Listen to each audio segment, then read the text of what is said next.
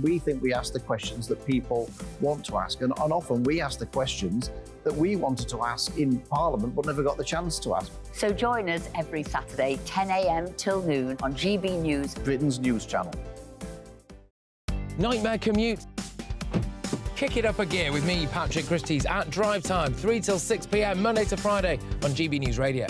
You can listen online and on DAB+, on the smart speaker app and on the GB News app. And if you've got an Alexa, all you have to say is, Alexa, play GB News. We're also on TuneIn and the Radio Player apps. From the school run to rush hour, get revved up with me, Patrick Christys, on GB News and GB News Radio. Tired of the usual focus-tested, pre-prepared Westminster runaround? Well, so am I. So you want higher taxes? Is your department to blame for this? Are you rethinking this policy? Every Sunday at 9:30, I'll be sitting down with those in power to get the truth about the issues affecting you. Let's be honest, we've known about the cost pressures of this project for years, not months. That's the Camilla Tominey Show, a politics show with personality. On GB News, the People's Channel, Britain's news channel. Now then, Lee Anderson here. Join me on GB News on my show, The Real World, every Friday at 7 p.m. I'm not eating bloody cat. Are you delicious. mental? Open your mouth. OK, here comes a train. Reminds me of the scene in Singing in the Rain. Adam, is that a good one? Whoa! Join me at 7 on GB News, Britain's news channel. When the news happens, it happens here. And really important breaking news. Breaking news this morning. On TV, radio and online, the news starts here on Britain's Newsroom. All the biggest stories and the answers that you need from across the UK and beyond. Join Britain's Newsroom from 9:30 on GB News. The People's Channel, Britain's news channel. GB News, unlike other broadcasters, isn't obsessed with the London-Westminster bubble. We think there's a nation beyond the M25, and that's why we talk about the issues that matter across the land. Join me on State of the Nation, 8 to 9 o'clock, Monday to Thursday, on GB News. Daisy's listening, and you should too.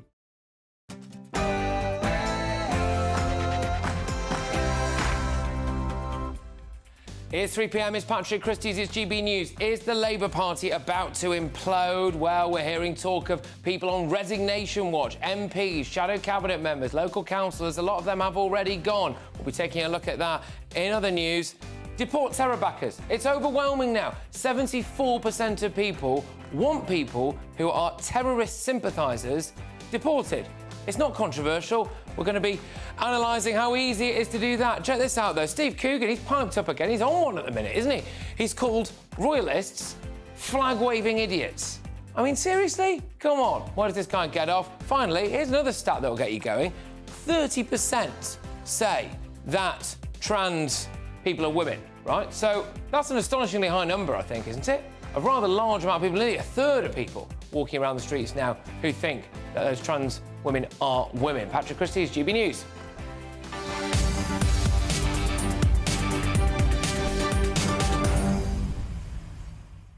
Yes, gbviews@gbnews.com is that email address. By the way, that should have said trans women are women, not trans men are women, but there we go. Look, get your emails coming in, like I was saying. I want to hear from you. Do you think it is controversial to want to deport foreign nationals living in Britain who are terrorist sympathisers? 74% of you would do that. So, yeah, get in touch. gbviews@gbnews.com. But right now, it's your headlines.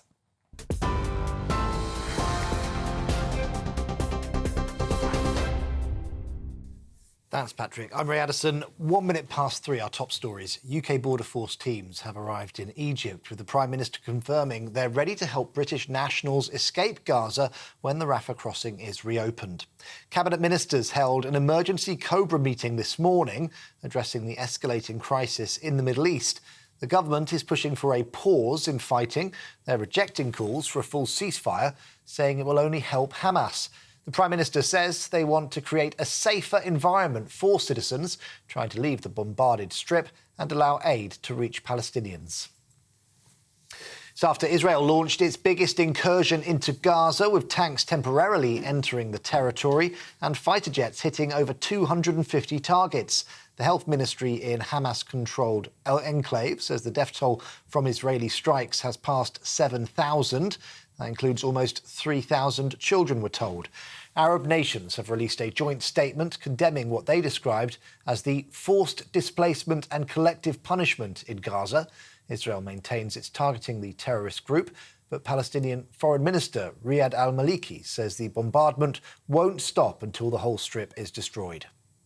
This time, the war that Israel is waging is different. This time, the war is a war of revenge. That war, this war, has no real objective rather than the total destruction of every livable corner place in Gaza.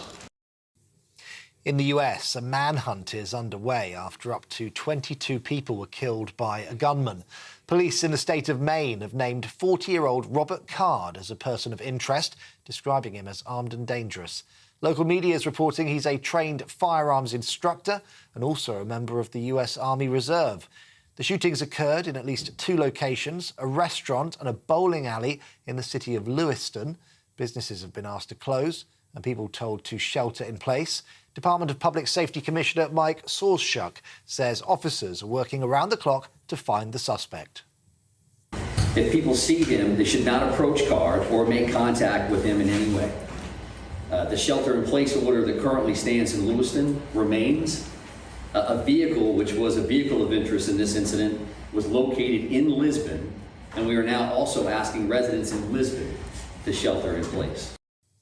The Prime Minister has warned that artificial intelligence poses a risk of human extinction on the same scale as global pandemics and nuclear war.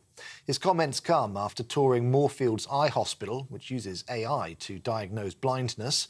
Speaking at the Royal Society in London, Rishi Sunak said humanity could lose control of AI and terrorist groups could use it to spread fear and destruction. He also announced the formation of the world's first AI Safety Institute here in the UK to explore the risks and to share their data with the world. Get this wrong, and AI could make it easier to build chemical or biological weapons. Terrorist groups could use AI to spread fear and destruction on an even greater scale. Criminals could exploit AI for cyber attacks, disinformation, fraud, or even child sexual abuse.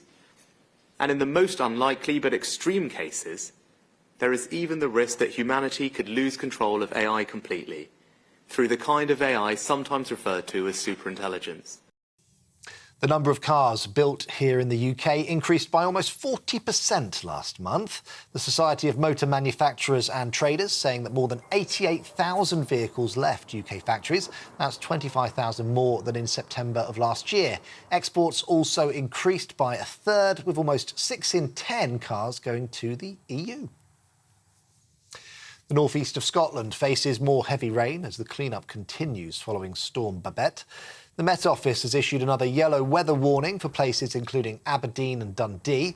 That's in effect now and it will last until 12 p.m. on Saturday. Many areas experienced prolonged downpours and flooding last week. However, river levels are not forecast to be as high as they were before. And Remembrance poppies will be plastic-free this year and recyclable too, their first redesign in a generation. It's part of a move by the Royal British Legion to reduce the use of single-use plastics. From today, volunteers and supermarkets will be selling the historic symbol, which is seen as a show of solidarity towards the armed forces community. Each poppy sold raises money to support veterans and serving personnel too. This is GB News across the UK on TV, in your car on digital radio and on your smart speaker by saying, play GB News. Now let's get back to Patrick.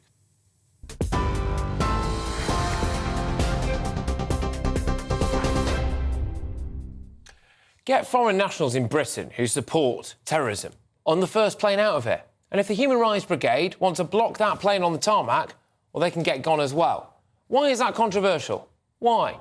Here's the latest data released today. Nearly 3/4 of people think that foreign nationals who glorify Islamist terrorism should be deported from the UK. That is an overwhelming majority of people.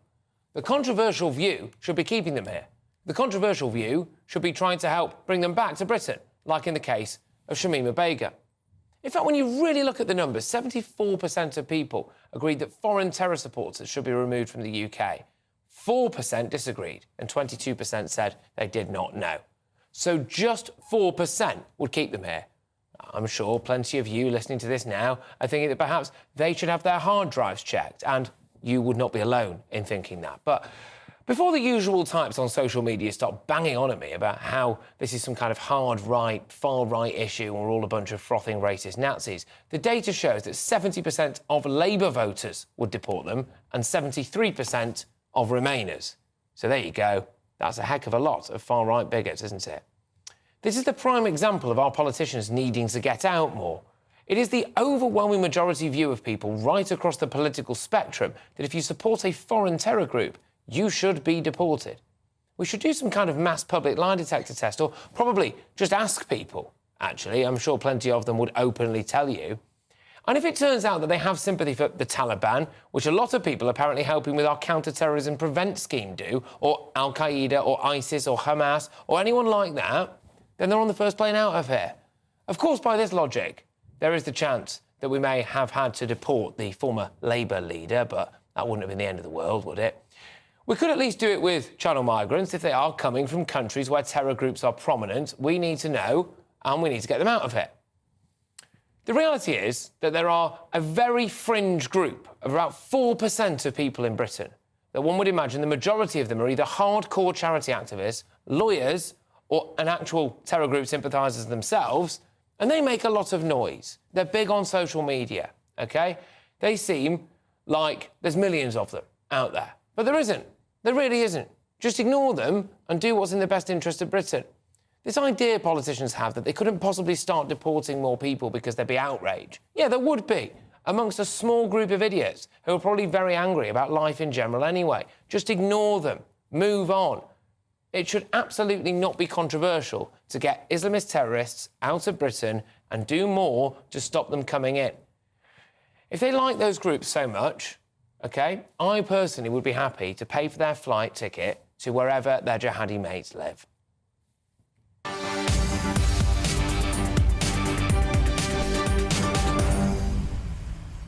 GBViews at GBnews.com. Get in touch. I'll have more on that story a little bit later on in the hour. We've done a lot of polling here at GB News, and some of the results will shock you. But now to the growing crisis within the Labour Party. OK, so they are split, it would seem.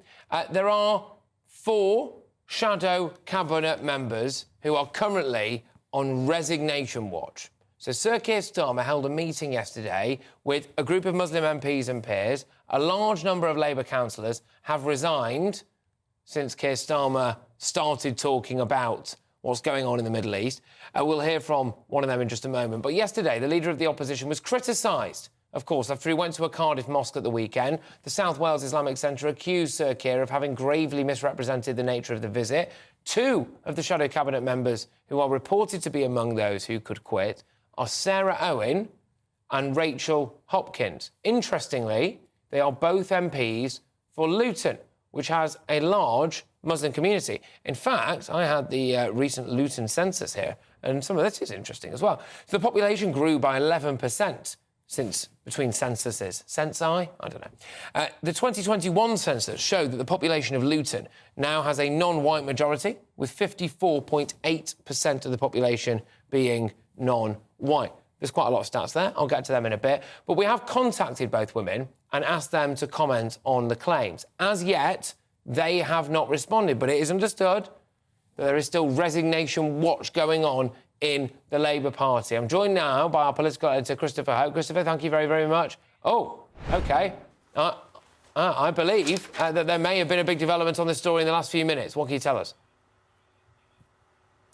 Hi, Patrick. Yeah, well, in addition to those 2 names you got out there, we can reveal today that Imran Hussain, who's the MP for Bradford East, he's a shadow minister for working people. He has signed a motion in Parliament today. They're calling for the PM, I'll read it out to you if I may, calling for the PM and Foreign Secretary to urgently press all parties to agree to an immediate de-escalation and cessation of hostilities. Now, that's calling for a ceasefire. That is not Labour Party policy. Policy there is for a pause, and that's supporting what the government's trying to do. The idea of a ceasefire, which is what we're seeing from the left of the party, is what they want. Now, why that matters is because this individual, Imran Hussain, the Bradford East MP, he is a part of the shadow ministerial team, and it's a direct challenge to Keir Starmer's authority.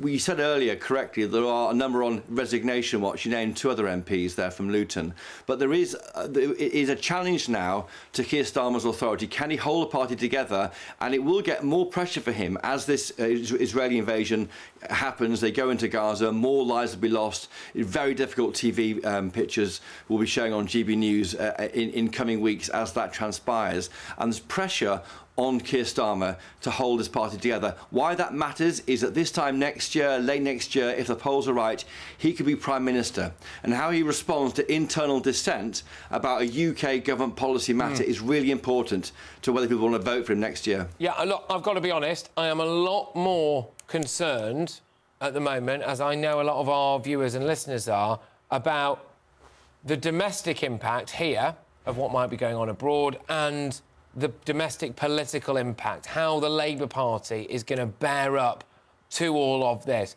So yesterday, Keir Starmer had a meeting.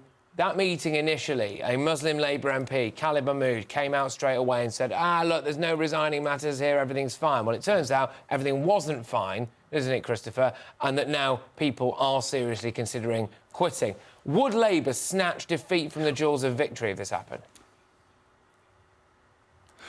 Well, let's break that down. We don't know they're looking at resigning. They're on resignation watch, which is a term we've got, because we know MPs are unhappy.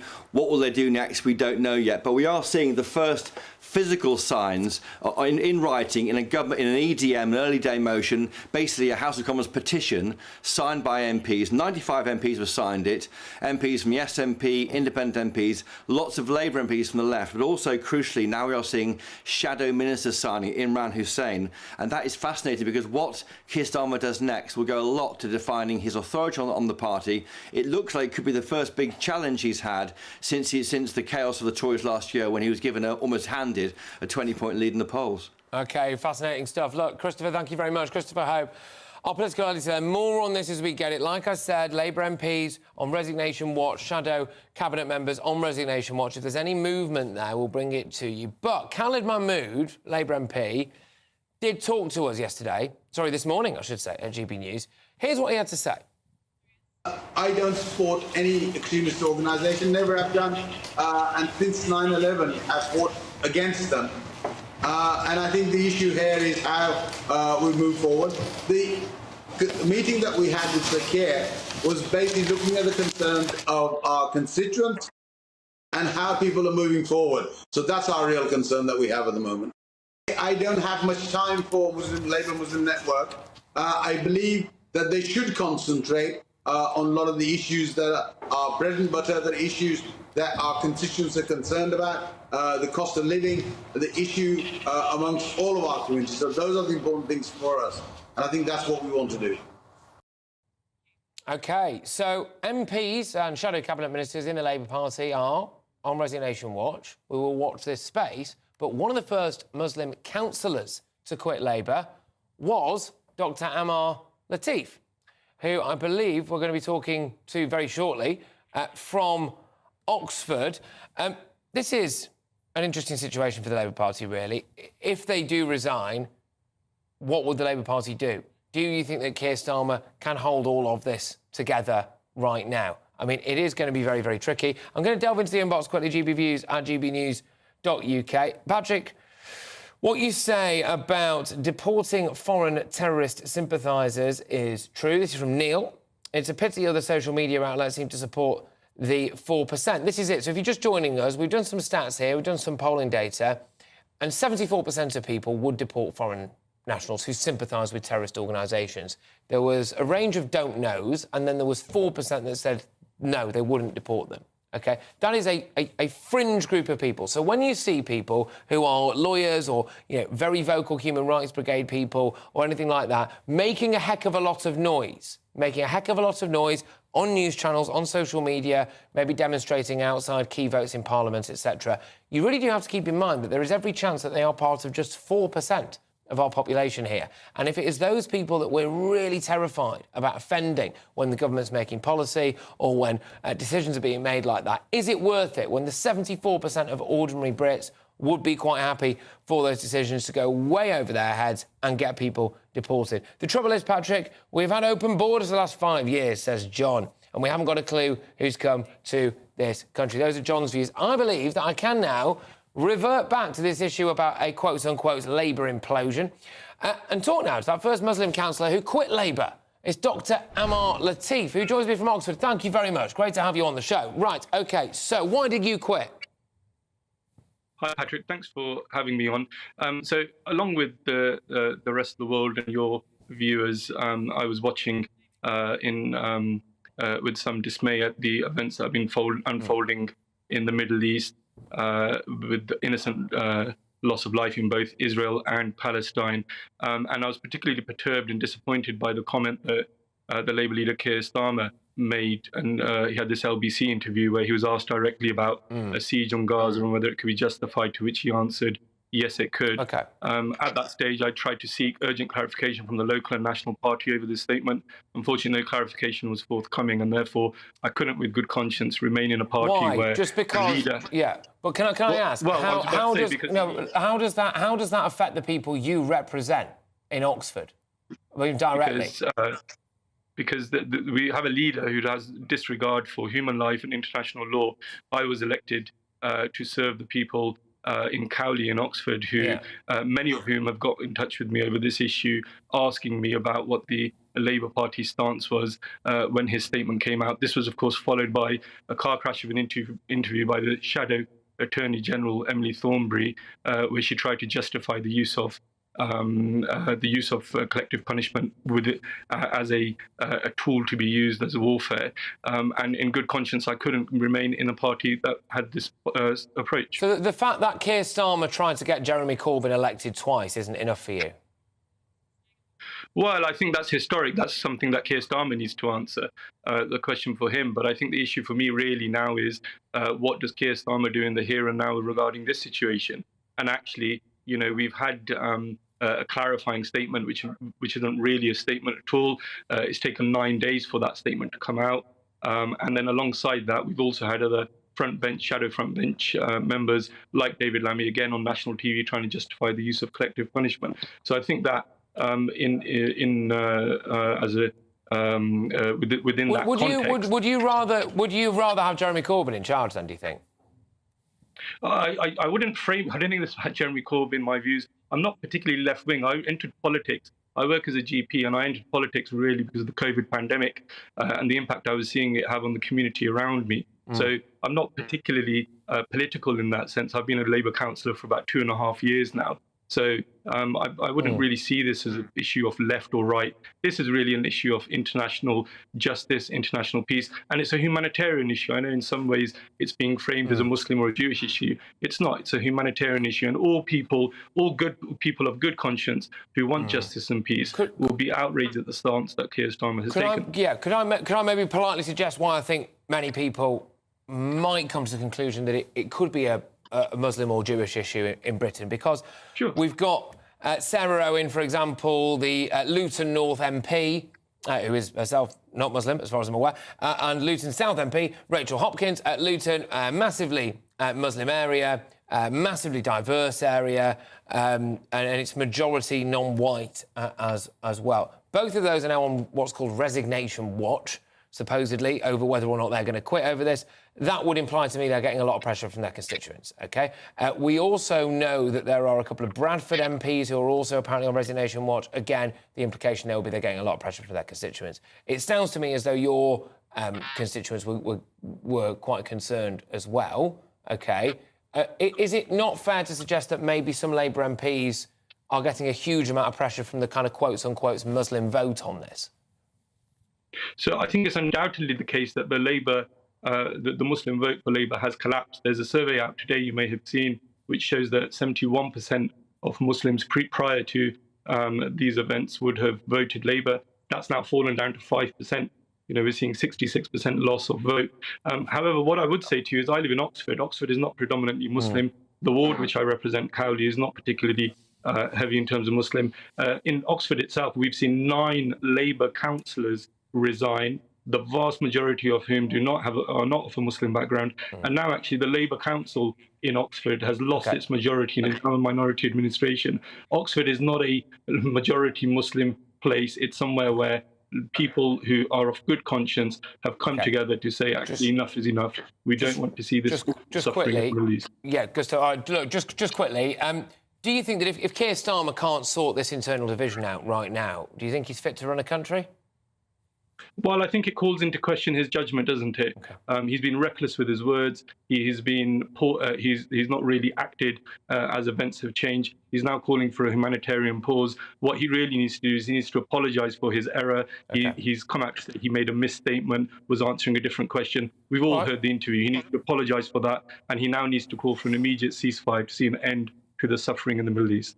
All right, OK, look, thank you very much. That is, of course, one former Labour councillor, as Dr Amar Latif, who's joining me from Oxford. Right, OK, interesting, isn't it? It is a bit of a mess. I wonder whether we'll get any proper resignations from shadow cabinet ministers throughout the course of this show, but loads more on this on our website. It's gbnews.com. It's the fastest growing national news website in the country. It's got the best analysis, it's got big opinion and all of the latest breaking news. And can I also just give a quick shout out to all of my radio listeners as well? Thank you very much. We are now the most listened to drive time commercial news show, so excellent stuff. Tell your friends. But yes, almost 3/4 of people think that foreign nationals who glorify Islamist terrorism should be deported. I would quite like to have a word with the people who don't. Patrick Christys, GB News. This is Britain's news channel.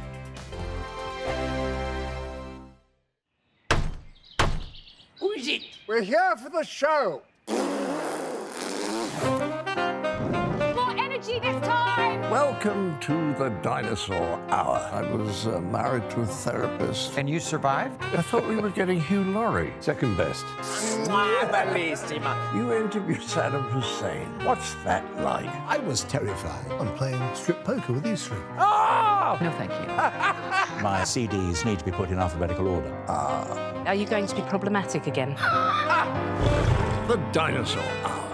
Sundays at 9 on GB News.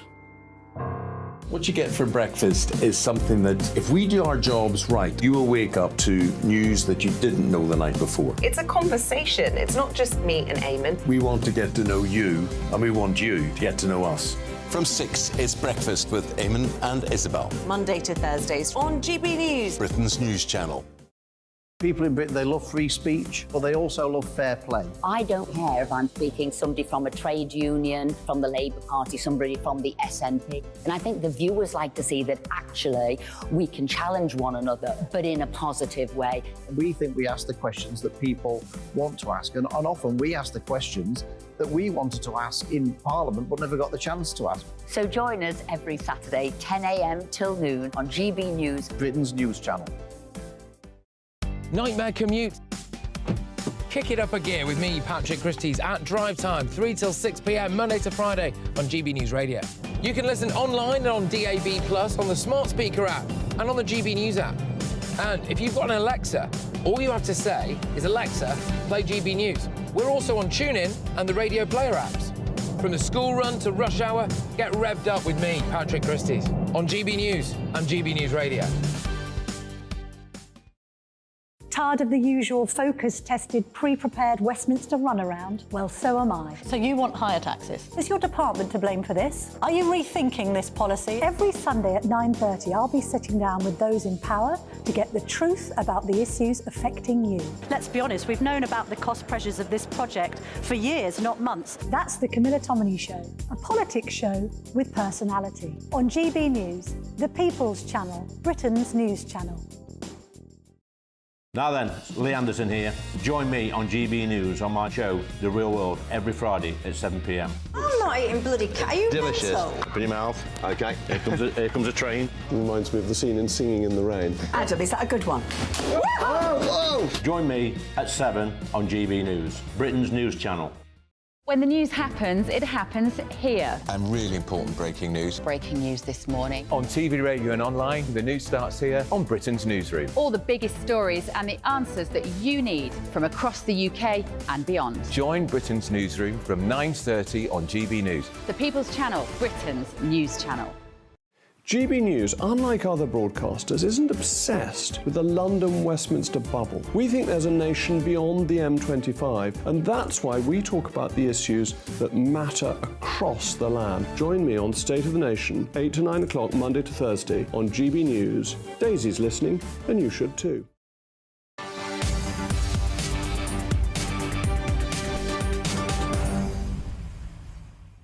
Welcome back. It is 3:27. You're watching or listening to me, Patrick Christys, on GB News. Now, after Steve Coogan said people who like the royal family are, quote, flag-waving idiots, I'll be joined by a royal fanatic and a real GB News fan favourite. But a GB News poll has found that almost three-quarters of people think that foreign nationals who glorify Islamist terrorism should be deported.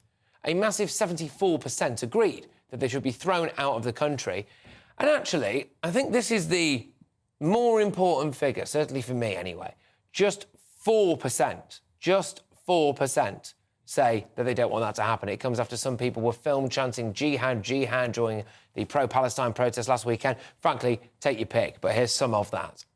What is the solution to liberate people in the concentration camp called Palestine? Jihad! What is the solution? Jihad! Allah jihad! Jihad! Right, I have a feeling that video will echo throughout British eternity. But joining me now is political commentator Benedict Spence. Benedict, thank you very, very much. For me, the real number is not that 74% of people want people on planes and deported. It's that just 4% want them to stay. And we appear to be spending too much time listening to that 4%. Yeah, I think so. A big chunk of people saying that they neither agree nor disagree or don't know, I think, is emblematic of a lot of people who are not necessarily particularly well read on certain conflicts, certain organizations, and quite rightly say, well, perhaps I don't know enough about it, and decide to sit this one out. But, that really is the big standout number, is that small 4%. And, ultimately, I think that this it's an interesting one, isn't it? Because you ask yourself, really, so often we have these conversations and these discussions around free speech in the UK and the limitations of free speech. And you do have to say right there, I think, is a sign of where really a lot of people draw the line on these sorts of things. And I think even before Hamas's attack on Israel and the subsequent protests, I suspect you would have had a similar number, simply because of the fact that the UK, like Israel, has experienced terrorist attacks by what are known as lone wolf terrorists, but also by people who subscribe to various different ideologies of various terrorist organizations. I think, broadly speaking, we're a very tolerant nation,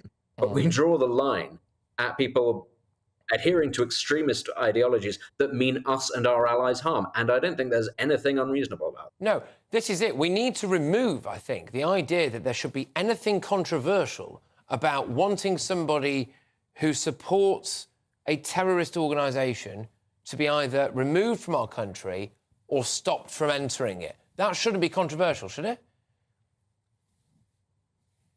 It shouldn't be controversial in the slightest. In a civilized, tolerant society, there are limits, there are rules, and if you want to come and live here and live at our behest amongst us, you have to adhere to most, if not all, of those.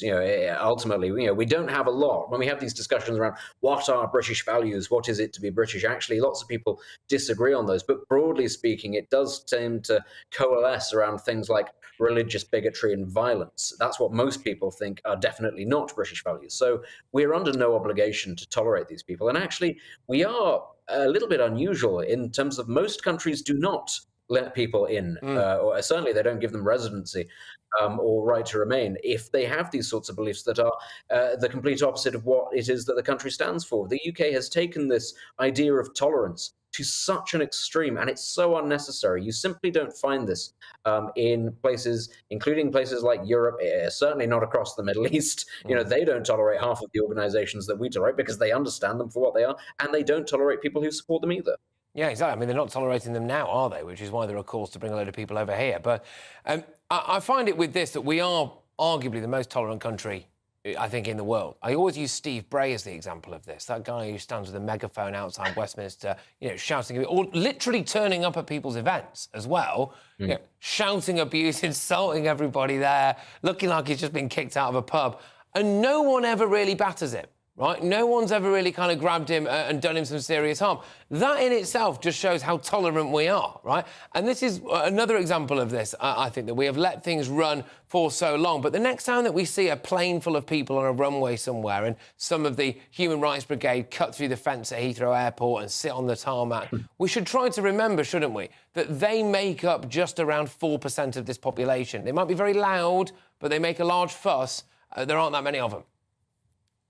Exactly, and you're exactly right to point out Steve Bray, but broadly, the fact that we have not got to a stage yet where there has been a massive backlash against the undemocratic forces in this country, that there has not been a massive, significant backlash in terms politically when it comes to things like the mass importation of people, many of whom do not share our values. The fact that we are continuously very tolerant of this, but tolerant of the circumstances that has allowed this to arise, whereas our European neighbours simply are not, I think is a credit in many ways to the stoicism and the patience of the British people. But I think also at some point we have to ask ourselves, what does our patience get us, actually? Because if you have a situation where there is an attack in Israel and hundreds of thousands of people march across the streets of London venting their anti-Semitism, to what benefit is that to any of us? And we have to say, actually, no, if you're not a British citizen, you have no right to be here.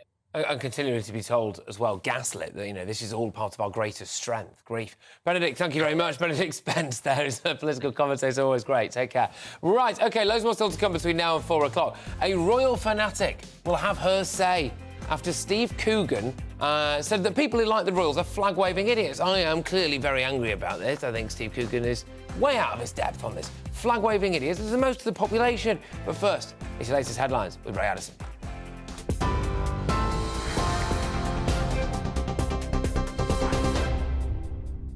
Thanks, Patrick. 3:33, our top stories. UK border force teams have arrived in Egypt, with the Prime Minister confirming that they're ready to help British nationals escape Gaza when the Rafah crossing is reopened.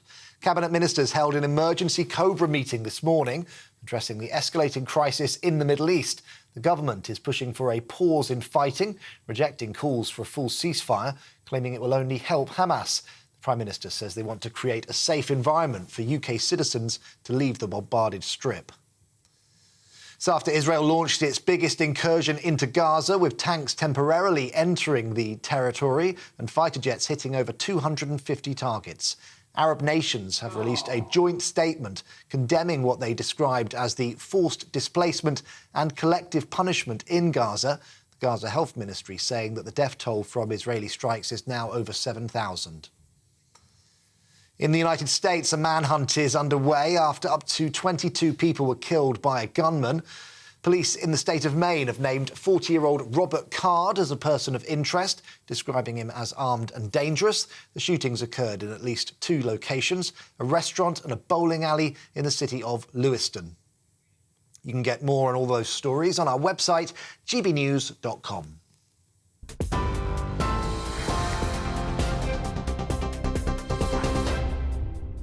For stunning gold and silver coins you'll always value, Rosalind Gold proudly sponsors the GB News Financial Report. Back to the rather loud Patrick Christys in just a moment. But first, a look at the markets. The pound will buy you $1.2113 and €1.1498. Price of gold, £1,632.62 per ounce. And the FTSE 100's at 7,362 points. Rosalind Gold proudly sponsors the GB News Financial Report.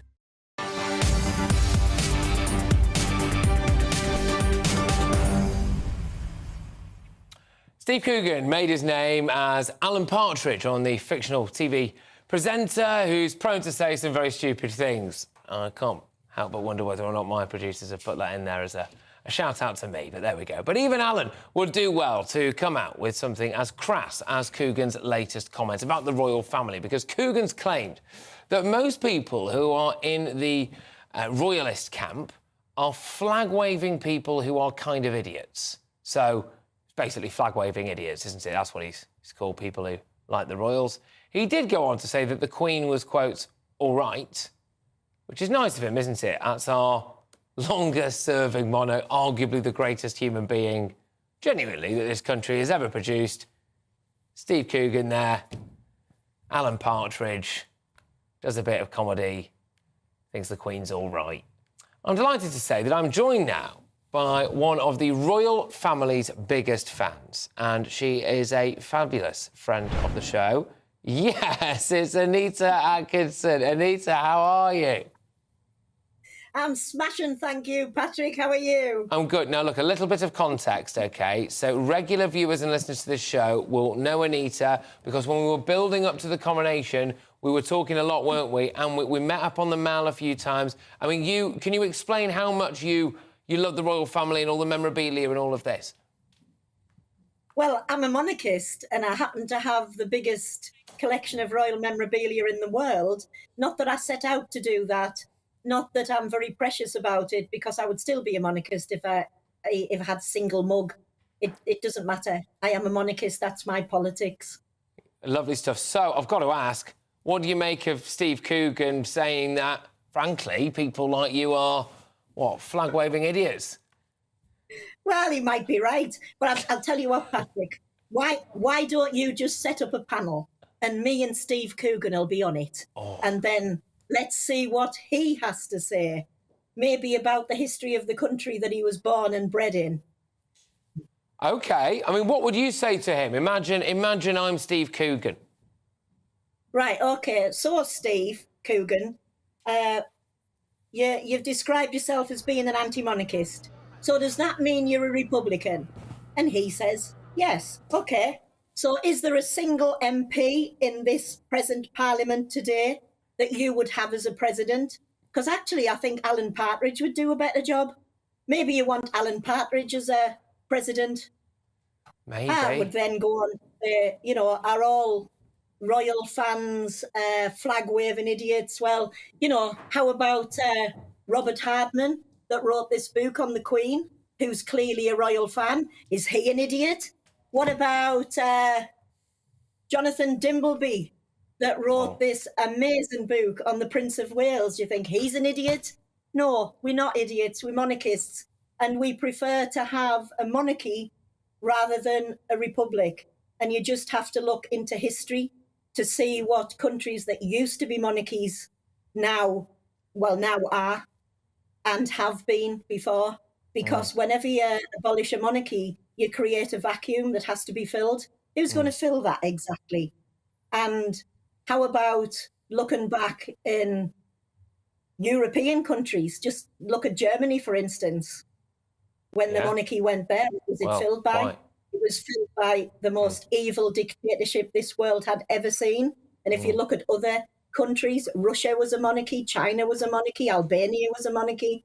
Look, we've got a monarchy. It works. It's not, we don't have a position that's broken, so let's not try and fix it. I tell you what, that brought a tear to my eye. I tell you what, I would follow you into battle. I would follow you into battle, Eddie. That's remarkable, that. What do you make of him saying that he thinks the Queen was just all right?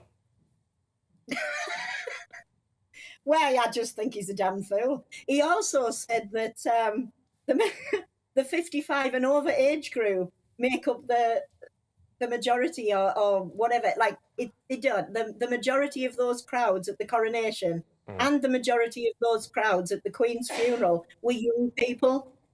Young people are monarchists as well. I don't even know. Does he know what he's talking about? Does he live in the real world? How is Steve Coogan set up a panel? Set up a panel. This is an open call out now to Steve Coogan, isn't it? Yeah. We weren't anticipating this. Yeah. So you would. Is it any time, any place, Anita, for you? You know, whether it's around the back of a car park near a Sainsbury's or whether it's on national television, you'd take Coogan anywhere, any time, would you? Anytime. Come up to County Durham, Steve Coogan, or I'll come down to wherever you live, if you dare tell anyone. Wow, OK. I've got a feeling that I know what show we're going to be doing in a couple of weeks' time, actually.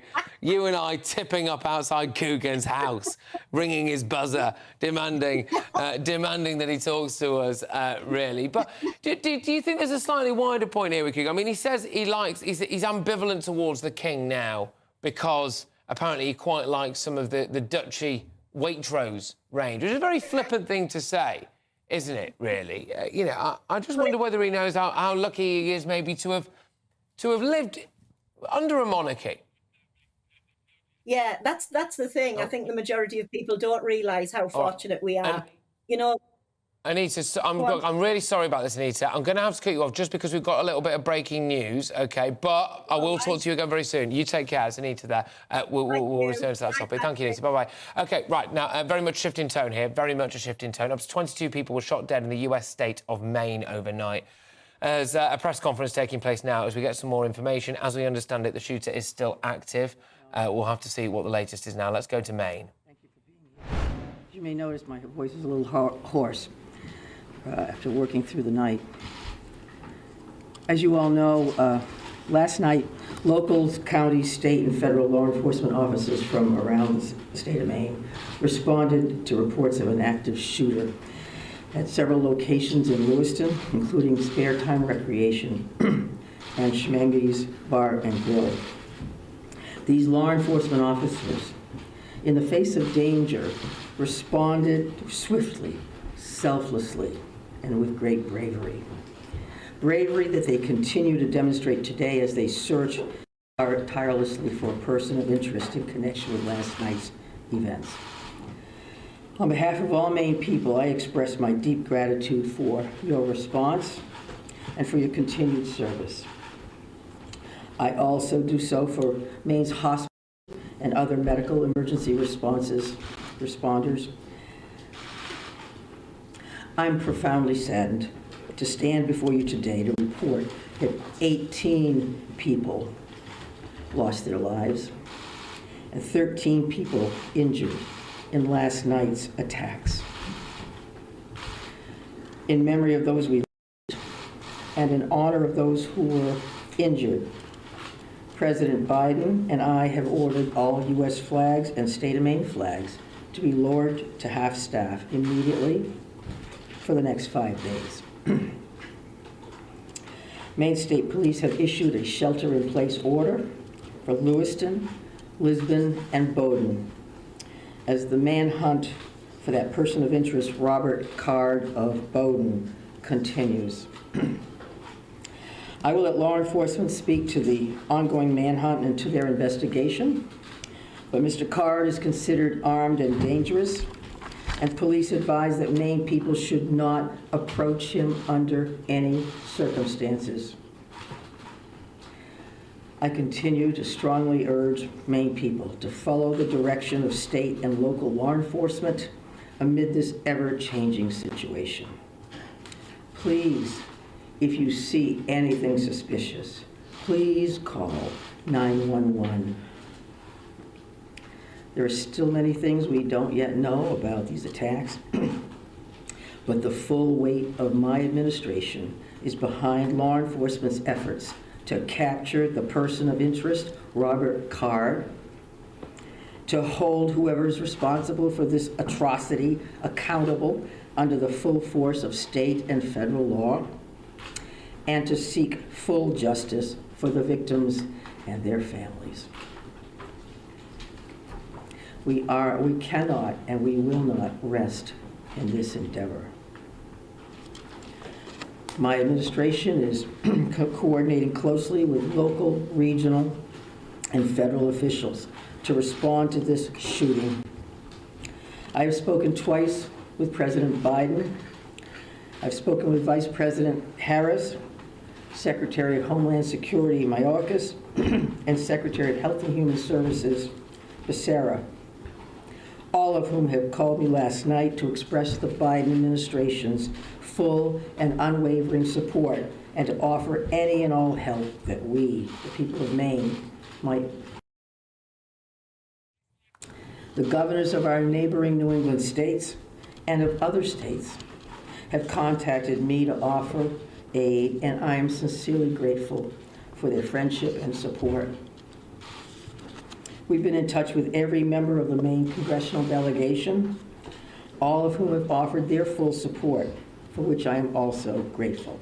I also spoke with Mayor Carl Chalene and Auburn Mayor, Jason Levesque last night to reiterate that we are standing by them and that we are ready to provide any help people in these communities need and to deploy all available state resources, including grief counselors and other mental health services. We need to help our communities heal. If you or a person you love needs someone to talk to during this difficult time, please call or text 988 for free and confidential counseling. 988. Look, Lewiston is a special place. Right, OK, so that is a press conference currently taking place in Maine where the manhunt continues. 18 people are dead, 4 critically injured, at least 30 others injured after a shooting at a bar and a bowling alley in Maine. The police have named Robert Card, a 40-year-old man, as a person of interest in connection with those shootings. He is still at large. More on this as we get it. Devastating scenes there in Maine. Right, closer to home, though, it's a question that has tripped up loads of politicians, especially from the left. And it sounds so basic, doesn't it? What is a woman? Sir Keir Starmer's stance has changed in recent times, but Labour's leader in Wales, Mark Drakeford, former Scotland First Minister Nicola Sturgeon, say that someone born male can be a woman. Now, a new GBNews poll has found that a significant number of people agree with them. 30% agree that someone who was biologically male at birth now identifies as a woman, though, is indeed a woman. 30%. That is an astonishing amount of people. Former Brexit Party MEP and political commentator Belinda de Lucy joins me now. Belinda, thank you very, very much. I think this is absolutely devastating. It was initially sold as only 30% of people think this. I think it's the opposite. A staggering 30% of people think a bloke can be a woman. I know. I'm saddened by that. I think it has a lot to do with the fact we've actually only had a year or two where we felt we've had free speech on this issue, where we felt we can expose the massively negative impact saying a trans woman is an actual woman can have on women's rights and girls. Because pre-2 years ago, you could get cancelled, you could have the police knocking at your door, you could, have your accounts off Twitter cancelled if you dared challenge it. So actually the rhetoric that has been very pro-trans women are actual women have had the floor for so long that it has indoctrinated and ingrained in a lot of people. And of course, it's in our schools, it's in our universities. So we need to catch up. I mean, I remember back in 2020, Patrick, when I joined these women's groups like Women's Place and LGB Alliance, who wanted to have these meetings to talk about how trans activists and men, changing sex into women impacted us. We weren't even allowed to know the location until an hour before because of the threat of trans activists. And even when they turned up, we were smoke bombed. They tried to prevent us to get into the meeting rooms. So we've been under threat a lot about speaking about it. But I hope as the years go on and women are braver, because courage calls to courage everywhere, Patrick, and J.K. Rowling, Maya Forstater, Helen Joyce, Julie Bindel, all these wonderful women have helped lead the way a bit. Yeah, a lot. Look, absolutely. And what you described there is mafia tactics, right? If you want to meet up with someone, like-minded individual, to talk about something that has been established biological and scientific and medical fact since the dawn of time, and you have to keep that location secret, and you can be smoke-bombed if you decide to attend, that's what the mafia do, OK? We should call it what it is. And the other side of this, they're having conversations with kids very early on. They're in the schools. They're in the institutions. And you know what? Now, 30% of people, these people walk amongst us, 30% of people think that men can be and should be considered as women. So the other side is winning on this, Belinda. Unfortunately, yes, but it is much better than it was 2 years ago. We are making a little bit more ground. And I think it's really important to say, we don't feel angst towards men who want to dress up as women, want to identify, call themselves what they like. Live your best life. It's not about that. It's about indoctrinating people with this lie that you can change sex and then punishing women and this threatening climate around women who now feel like we can't speak up, saying, this is wrong. We can't have men in our sports or men in our changing rooms just because they happen to identify as women. Trans women are trans women, and that distinction must be made to protect women and girls' rights. Yeah, absolutely, absolutely. And when you have a look at this, if we flip it on its head and we go, right, OK, we take the more positive spin on this, which is that 70% of people don't think that. So that means at least 70% of people, therefore, would not want someone who is male but identifies as a woman in changing rooms and in quotes-unquote safe spaces. I would imagine that of the 30% who did say that blokes can be women, there's still a percentage of those who wouldn't want them in the changing room with their daughter or with their wife or with their girlfriend or mother, etc. So actually, when you look at it like that, again, these politicians coming out and backing some of these niche issues, they are really appealing to a fringe, aren't they, as opposed to the majority. But it is a vocal fringe. Should they ignore them? The vocal fringe has a lot of power behind it and a lot of money behind it, which is why we're seeing it so much in our schools, in our public sector, in our NHS, in our police force. You know, where do these people get all the power from? There's the question. And I'd also say that it's not helped by Labour announcing that they're considering putting people in jail for misgendering, that kind of thing. I mean, that sort of policy, you're going to have to expand the women's prisons because it's going to be filled with women like me and my daughters who will, challenge men in their... and blokes.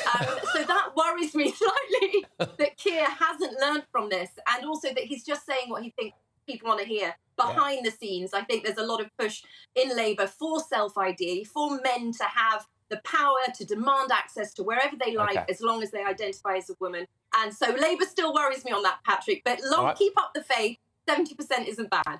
Yeah, Belinda, thank you very much. Massively appreciated coming on. You always are a ray of sunshine to any discussion. It's Belinda Lucy there, former Brexit Party MEP, political commentator.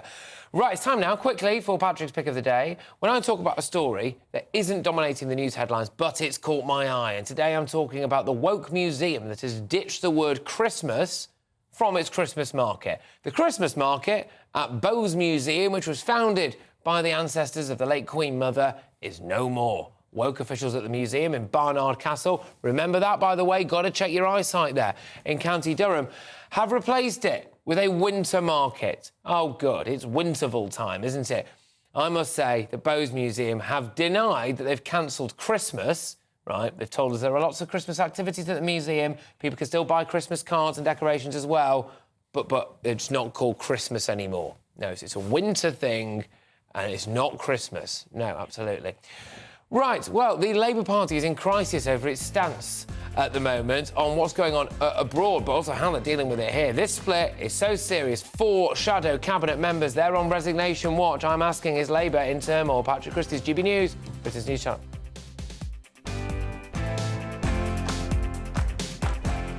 Hello again, welcome to your latest GB News weather update from the Met Office. We'll see further rain and showers through the rest of the day, particularly across northeastern areas.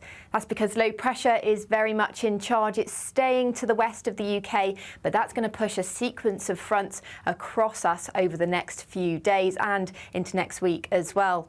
Now, that rain will persist across northeastern areas. There's still a warning in force all the way through until Saturday here.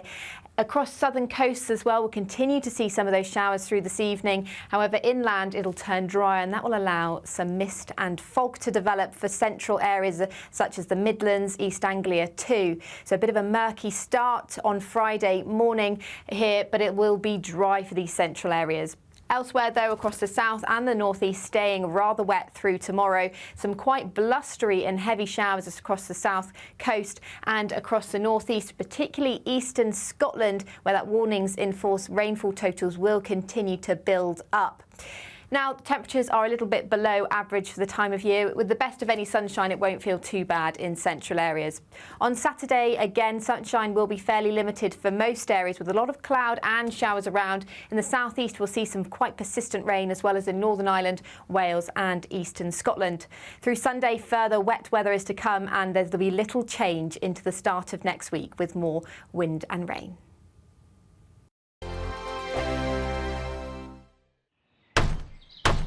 Who is it? We're here for the show. More energy this time! Welcome to the Dinosaur Hour. I was married to a therapist. And you survived? I thought we were getting Hugh Laurie. Second best. You interviewed Saddam Hussein. What's that like? I was terrified. I'm playing strip poker with these three. Oh! No, thank you. My CDs need to be put in alphabetical order. Are you going to be problematic again? The Dinosaur Hour. Sundays at 9 on GB News. What you get for breakfast is something that, if we do our jobs right, you will wake up to news that you didn't know the night before. It's a conversation. It's not just me and Eamon. We want to get to know you, and we want you to get to know us. From 6, it's Breakfast with Eamon and Isabel. Monday to Thursdays on GB News. Britain's news channel. People in Britain, they love free speech, but they also love fair play. I don't care if I'm speaking somebody from a trade union, from the Labour Party, somebody from the SNP. And I think the viewers like to see that actually we can challenge one another, but in a positive way. We think we ask the questions that people want to ask, and often we ask the questions that we wanted to ask in Parliament but never got the chance to ask. So join us every Saturday, 10 a.m. till noon on GB News, Britain's news channel. Nightmare commute. Kick it up a gear with me, Patrick Christys, at drive time, 3 till 6 p.m, Monday to Friday on GB News Radio. You can listen online and on DAB+, on the smart speaker app and on the GB News app. And if you've got an Alexa, all you have to say is, Alexa, play GB News. We're also on TuneIn and the Radio Player apps. From the school run to rush hour, get revved up with me, Patrick Christys, on GB News and GB News Radio. Tired of the usual focus-tested, pre-prepared Westminster runaround? Well, so am I. So you want higher taxes? Is your department to blame for this? Are you rethinking this policy? Every Sunday at 9:30, I'll be sitting down with those in power to get the truth about the issues affecting you. Let's be honest, we've known about the cost pressures of this project for years, not months. That's the Camilla Tominey Show, a politics show with personality. On GB News, the People's Channel, Britain's news channel.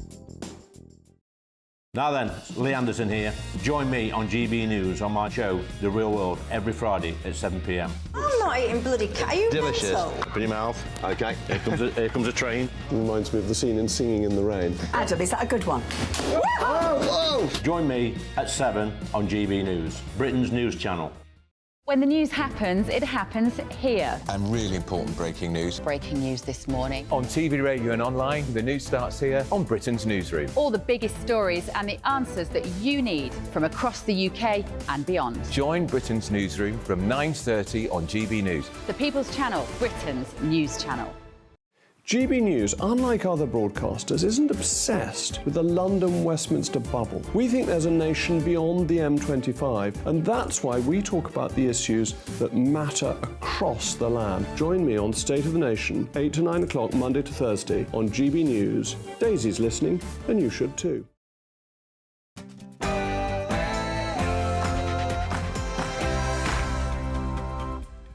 It's 4 p.m, it's Patrick Christys, it's GB News. Is Labour on the brink of implosion? Despite surging ahead in the polls, they have shadow cabinet ministers on resignation watch, 4 of them, 2 other MPs on resignation watch. Loads of councillors have already resigned. I am talking to one of those councillors in the next few minutes. How will Starmer handle this? In other news, I will be discussing, yes, one of the Bulger killers, their parole hearing will be private, completely private, to protect their mental health. Really?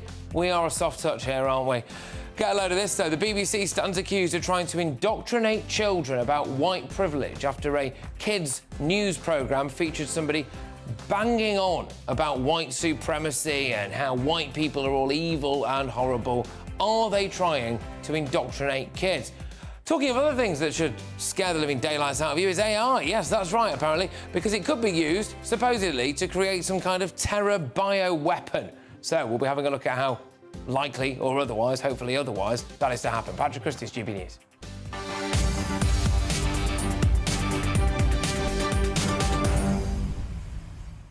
Yes, and surely a slightly comical story about the Labour Party and the Shadow Chancellor. She stands accused, as I understand it, I'm assuming she denies this, of copy-pasting some stuff from Wikipedia for our latest book. Can it be true? Well, we'll find out with our political editor very shortly. GB Views at gbnews.com. All of that is coming your way after your headlines with Polly.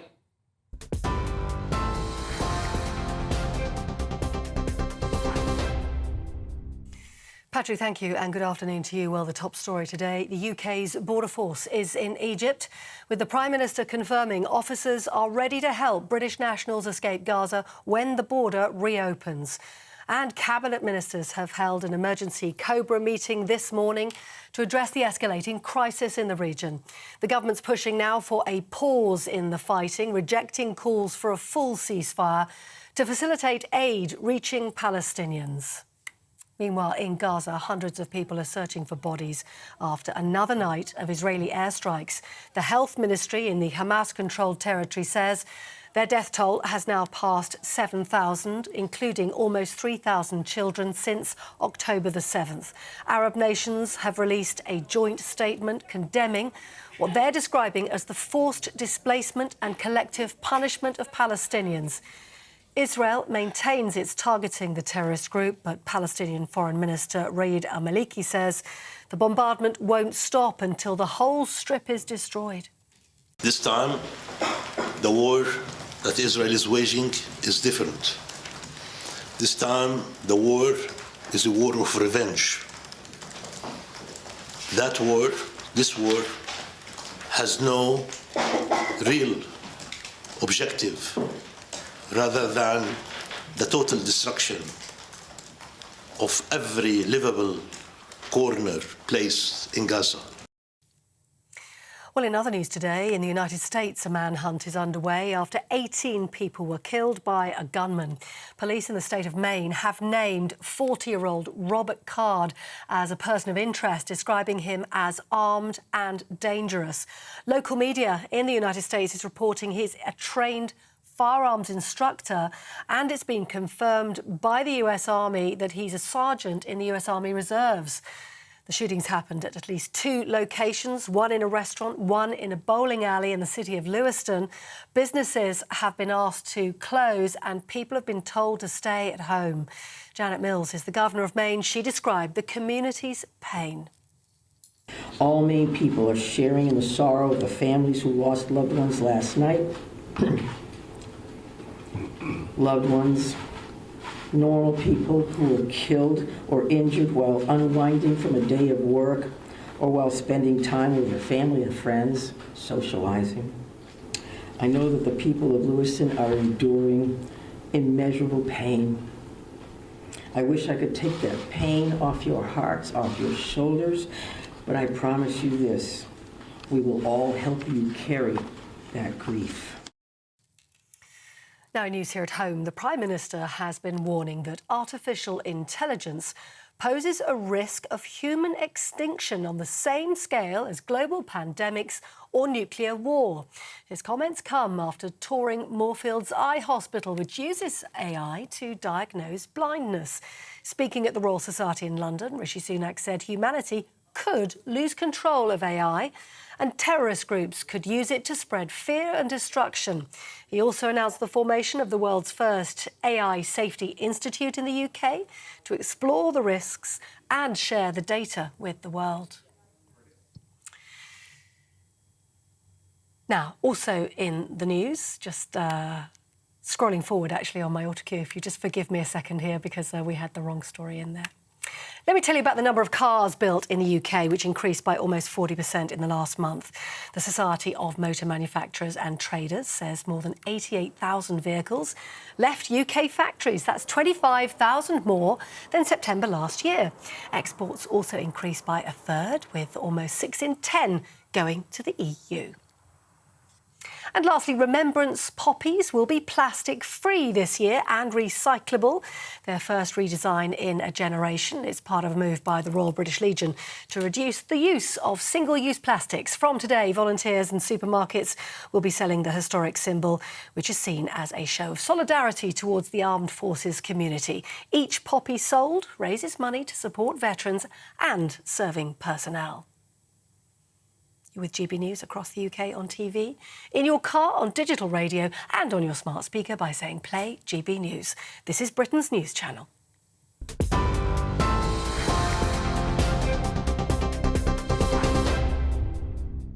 Well, we start with that growing crisis in the Labour Party, don't we? Because they are split, it appears, and there are serious rumours that 4 shadow cabinet members are on resignation watch, and one shadow minister has signed a motion today calling for the Prime Minister to press for a ceasefire.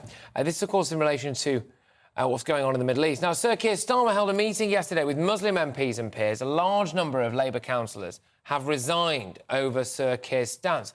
Is the Labour Party, given that the latest polling has them 20-odd points ahead on average, are they genuinely about to implode over this? And what is going to happen next? Will they end up snatching defeat from the jaws of victory? But yesterday, the leader of the opposition was criticised. He went to a Cardiff mosque at the weekend, the South Wales Islamic Centre. They accused Sir Keir of having a gravely misrepresented view of the nature of their visit. And there's a little bit more coming your way about Labour as well, which is, of course, a slightly lighter-hearted story. But I'll bring that to you in a second. I'm going to bring in Christopher Hope now, who is our political editor. Christopher, thank you very, very much. So the Labour Party does appear to be kind of tearing itself up a little bit internally over this. Do you think we are going to get some resignations, or is it all just all talk? Well, the party has changed under Keir Starmer since Jeremy Corbyn was leader, when it sensed the party is gearing up for power, Patrick. And you and I were at the Labour Party conference in Liverpool earlier this month. It felt like a party on a mission. The way they responded to the initial response, of course, to the attack on Israel by Hamas was to be applauded. Their hearts went out to Israel. There was no support for the action. Any of that demonstrating was outside of the area where we were for the party conference. So, but since then, that approach has started to fracture, and that's what we're seeing. Just yesterday, when Keir Starmer and his top team met with about 12 peers MPs from the Muslim faith to talk about the approach on Gaza and whether the line from the leadership is the correct one. Starmer himself is in some trouble. He implied there was some support for stopping water and petrol going into Gaza. He then rode back from that. But today we have an EDM, an early day motion gone down in Parliament, in which an MP called Imran Hussain, the MP for Bradford East. Now, he is a front bencher. He's Shadow Minister for Working People. He has signed a motion that calls for the PM and Foreign Secretary to press all parties to agree to an immediate de-escalation and cessation of hostilities. That is not Labour Party policy. Labour policy is for a pause to allow some of the aid to get in, and that's the government policy too. So it's not easy. It's unravelling rapidly, and that may get worse if there's an invasion of Gaza, more loss of life, tragic loss of life. How will Labour react to that? It's a test for him in government. They're not there yet, but if they go into government, this is the kind of thing which Starmer will face a lot more. Yeah, exactly. Massive test of his leadership. So far, the grassroots are not with him. Very shortly, I'm going to be talking to a Labour Party councillor, a former Labour Party councillor, the second one we've had on this show, who's quit over this. It'll be really interesting to get their views as to why. Concerns by some people that the Labour Party might be at the mercy of a certain demographic in this country as well. We're seeing people in Luton, Bradford, etc., who are being very, very vocal about this, whether or not that desire to keep and maintain the Muslim vote in this country, which could equate to around 4 million people, by the way, would actually try to drive Labour Party policy. But, Christopher, while I've got you, there is a different story in town, isn't there? And this story involves the Shadow Chancellor, and it could be quite embarrassing. Well, it is quite embarrassing. Now, Rachel Reeves, Shadow Chancellor, well known to viewers, and is the star of the Labour front bench. She launched a book last night about women economists and praising them. But she gave an admission on camera at the book launch. Let's hear what she had to say. Time to write this book. In the acknowledgements, I acknowledge the research assistance that I had, particularly on the facts and the detail that went into the pen portraits of the women that I speak about. and that came from a range of sources, from books, from interviews, from articles, from Wikipedia. And then on top of that, it's how they've influenced me. And That's right, Patrick. Did you hear the word Wikipedia in that response? Now, I'm a father of teenagers. Now, if they use Wikipedia for their homework, I'm pretty cross with them. But for the Shadow Chancellor to admit to using Wikipedia as research for her book wasn't great. The book's called The Women Who Made Modern Economics. Now, the Financial Times has been through the book today and found 20 examples of what they might describe as plagiarism by the FT. We're hearing back now from the spokesman for Rachel Reeves, and he's just been texting me saying there were inadvertent mistakes.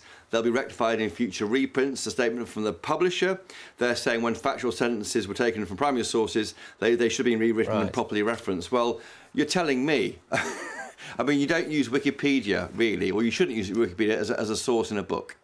No, absolutely not. What kind of absolute grifter and charlatan would ever use Wikipedia for information? And I'm sure you wouldn't, Patrick, would you? Oh, no, not at all. They would want sacking, wouldn't they? Anyway, Christopher, thank you very much. Christopher, they're our political editor, who's in Westminster for us. Right, look, the more serious story of the day out of those two, certainly, is about, supposedly, Labour councillors quitting in their droves. A party in proper turmoil, potentially eating itself alive. Given they're 25 or so points ahead in the polls, are we witnessing a Labour Party implosion, and has Keir Starmer got the minerals to sort it out? I'm joined now by Taj Salam, who's one of the councillors who has resigned over Sir Keir Starmer's comments, initially about Israel, I believe. Taj, thank you very much. There we go. OK, so why have you resigned?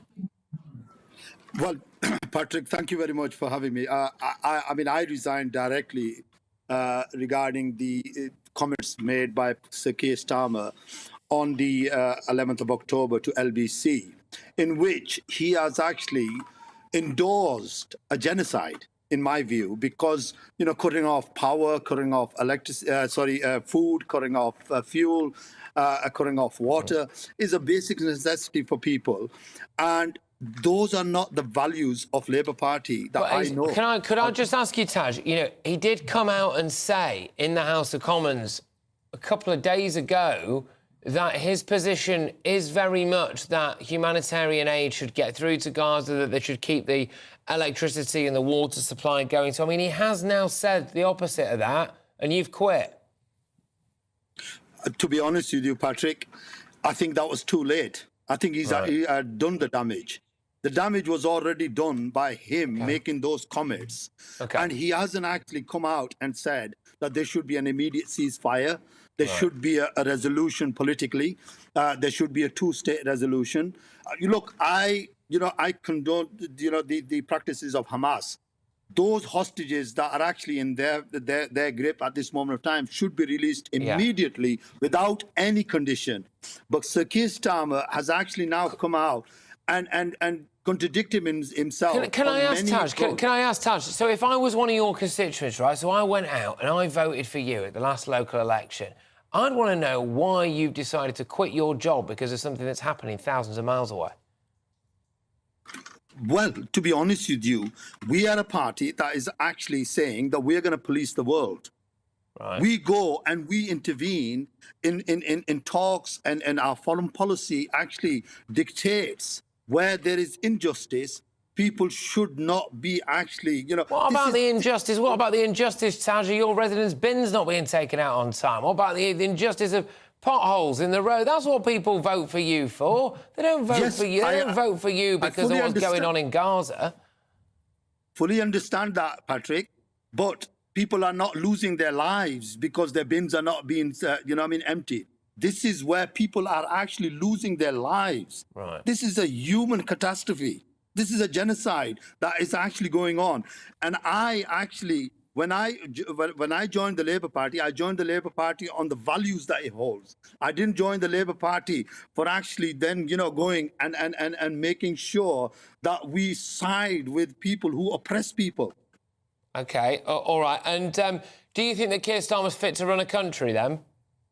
I don't think so. I think his position is compromised. OK, all right. So you you wouldn't vote for him. You would urge everyone who voted for you as a Labour candidate at the last local election to go out and vote for someone else. Of course. Of course, if that's the belief that the party holds and the leader of the party holds, then, you know, I have no confidence in the party anymore, and I actually would not be going and canvassing for the party, and I'll be canvassing for somebody else. I mean, it's strong stuff, Taj. Very, very strong stuff. The fact that he tried to get Jeremy Corbyn elected twice doesn't temper that anything for you? No. To be honest with you, Patrick, I think the distress that he has caused by making those comments on the 11th, I think he should have thought twice before he came out with those comments. You know, it's really blown up, hasn't it? It's just not me. It's just not me, Patrick. And then, you know, to gag and shackle people, to say that, well, you can't say anything, you can't go anywhere, you can't attend demonstrations, that to me went a bit too far. I mean, he did also say that to, I believe, to his MPs and cabinet ministers about things like train strikes, doctors' strikes, nurses' strikes, things like that. He said, we don't really want people pictured on picket lines. Some people might say, right, traditionally, the Labour Party is the party of the working class and the working man and woman out there. And he didn't particularly want his prominent politicians being seen standing on the picket lines. And you didn't quit over that. But his view about Palestine, you're off. Do you think that's just true to the Labour Party's roots, Taj? I'm just all I'm getting at. What do you think? All I'm saying, Patrick, is, you know, I mean, I did not quit because he never told me not to do that. I was free to do what I wanted in that situation. If the MPs were told that, they had to make a choice, not me. But when he's telling me not to do something, it's like I'm being dictated to. We are in a democratic society. We are elected democratically. We are, you know, I mean, local leaders. And if I cannot, you know, reflect the views of my residents, then, you know, why am I being in power for? Would you call for any Labour MP, any shadow cabinet minister now who's thinking about quitting over this? Would you call on them to go? Of course. Of course, if the stance of the party does not change and the stance of the leader does not change, then unfortunately, you know, we are not being listened to. As democratic leaders elected by, you know what I mean, the people that we serve, if we cannot reflect their views, then what's the point of being in a party? That you know what I mean, we might as well not be in there. So do you think then, I don't want to use a very, very general term for absolutely everybody of a certain community, of course, but do you think that, speaking quite generally, do you think that Keir Starmer might have lost the Muslim vote in Britain? Patrick, I don't think it's about religious vote or a community vote. I think he's going to lose a lot of votes. If he does, you know, the people of liberal minds would actually turn away from the party. And, you know what I mean? Look, it's always been perceived that the Muslim vote is always been a cash blank for the Labour Party. But no, the people are standing in other parties. People, you know, there are Muslim councillors and Muslim MPs in Tory party, in Liberals and in others. So, but predominantly, the Asian community has always voted for the Labour Party because they saw that as their party, that they would stand up for them, that they would defend them when the time comes. Whether it's on equality, whether it's on discrimination, whether it's on injustice, that they would defend them. But the very party that they depend on then goes against their views and against their beliefs, then, you know, unfortunately, I think they're going to lose a lot of votes.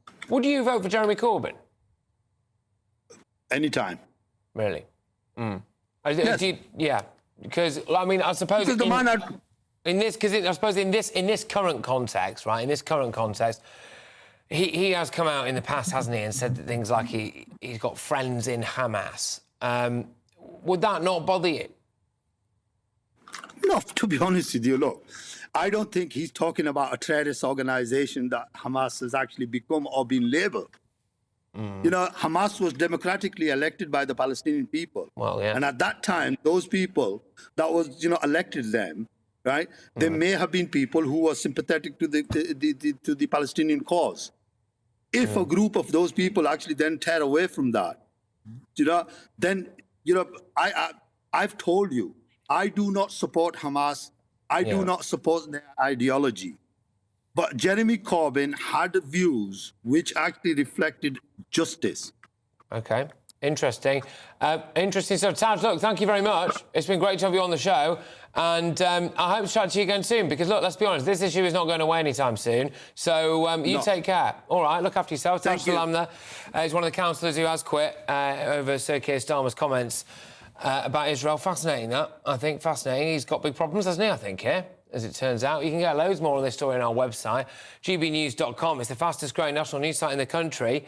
It's got the best analysis, big opinion, the latest breaking news. Can I just say to you as well, in case you've missed the announcement that came yesterday, this show does indeed have a very special announcement, and it is all down to you wonderful people. We are big on radio. This show, GB News Now, is the biggest news commercial show at drive time in the country. So thank you very, very much. And in fact, for this show, 3 till 6 p.m, we've managed to increase our listenership by a whopping 85%. That is all down to you going out there, telling your friends, putting us on when you're pottering around your house or in your car, driving everywhere. So I just want to say a massive thank you, an absolutely massive thank you. What we are doing here, all of us together with this wonderful team that I've got out here, and you at home doing kind of a lot of our advertising for us, frankly, by going out and telling people and spreading the word that way. Yeah, we're really making something happen here. We've only been going a couple of years. This show's been going less than a year, I think, a year, and it's now the most listened to drive time commercial news show in the country. It's remarkable stuff, so thank you very, very, very much. But in other news, the parole board hearing for one of James Bulger's killers will now be held in secret. It's said that the decision was taken in part to spare murderer John Venables from suffering, get this, extra emotional stress. We're looking after his mental health, are we? After everything that's happened, Patrick Christys, GB News, Britain's news channel. In a world of dull and predictable radio and TV shows. Oh, hi. On Mark Dolan tonight, we've got big guests. We drill into the big stories of the day. The show adds up to a brilliant listening and viewing experience. Mark Dolan Tonight is the most entertaining current affairs show ever, and that's a fact. Join me, Mark Dolan, Fridays and Saturdays from 9, Sundays from 10. Only on GB News, the People's Channel, Britain's news channel. There's only 3 people you can trust in life. Your doctor, your lawyer, and your nana.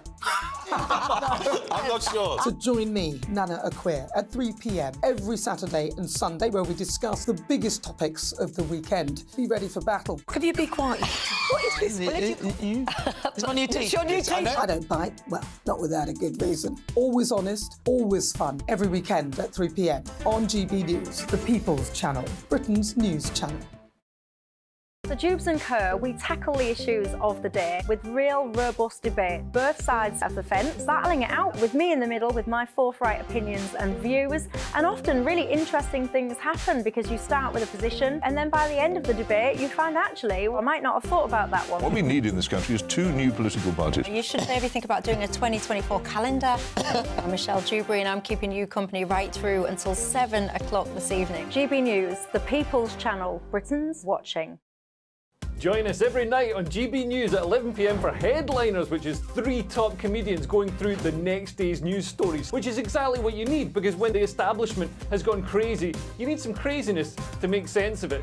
Headliners. You don't have to bother reading the newspaper. We've got it covered for you. Every night at 11 p.m. and repeated every morning at 5 a.m. We won't send you to sleep like some of the other paper review shows out there. So join us 11 p.m. every night on GB News. The People's Channel, Britain's news channel. GB News, unlike other broadcasters, isn't obsessed with the London-Westminster bubble. We think there's a nation beyond the M25, and that's why we talk about the issues that matter across the land. Join me on State of the Nation, 8 to 9 o'clock, Monday to Thursday, on GB News. Daisy's listening, and you should too. Every Sunday from 11, join Michael Portillo. There will be topical discussion, looking at the week before and the week to come. So kick back and relax at 11 a.m. on Sundays on GB News with me, Michael Portillo. GB News, the People's Channel, Britain's news channel. I'm Andrew Doyle. Join me at 7 o'clock every Sunday night for Free Speech Nation, the show where I tackle the week's biggest stories in politics and current affairs with the help of my 2 comedian panellists and a variety of special guests. Free Speech Nation, Sunday nights from 7 on GB News, the People's Channel, Britain's news channel. Nightmare commute. Kick it up a gear with me, Patrick Christys, at drive time, 3 till 6 p.m, Monday to Friday on GB News Radio. You can listen online and on DAB+, on the smart speaker app and on the GB News app. And if you've got an Alexa, all you have to say is, Alexa, play GB News. We're also on TuneIn and the Radio Player apps. From the school run to rush hour, get revved up with me, Patrick Christys, on GB News and GB News Radio.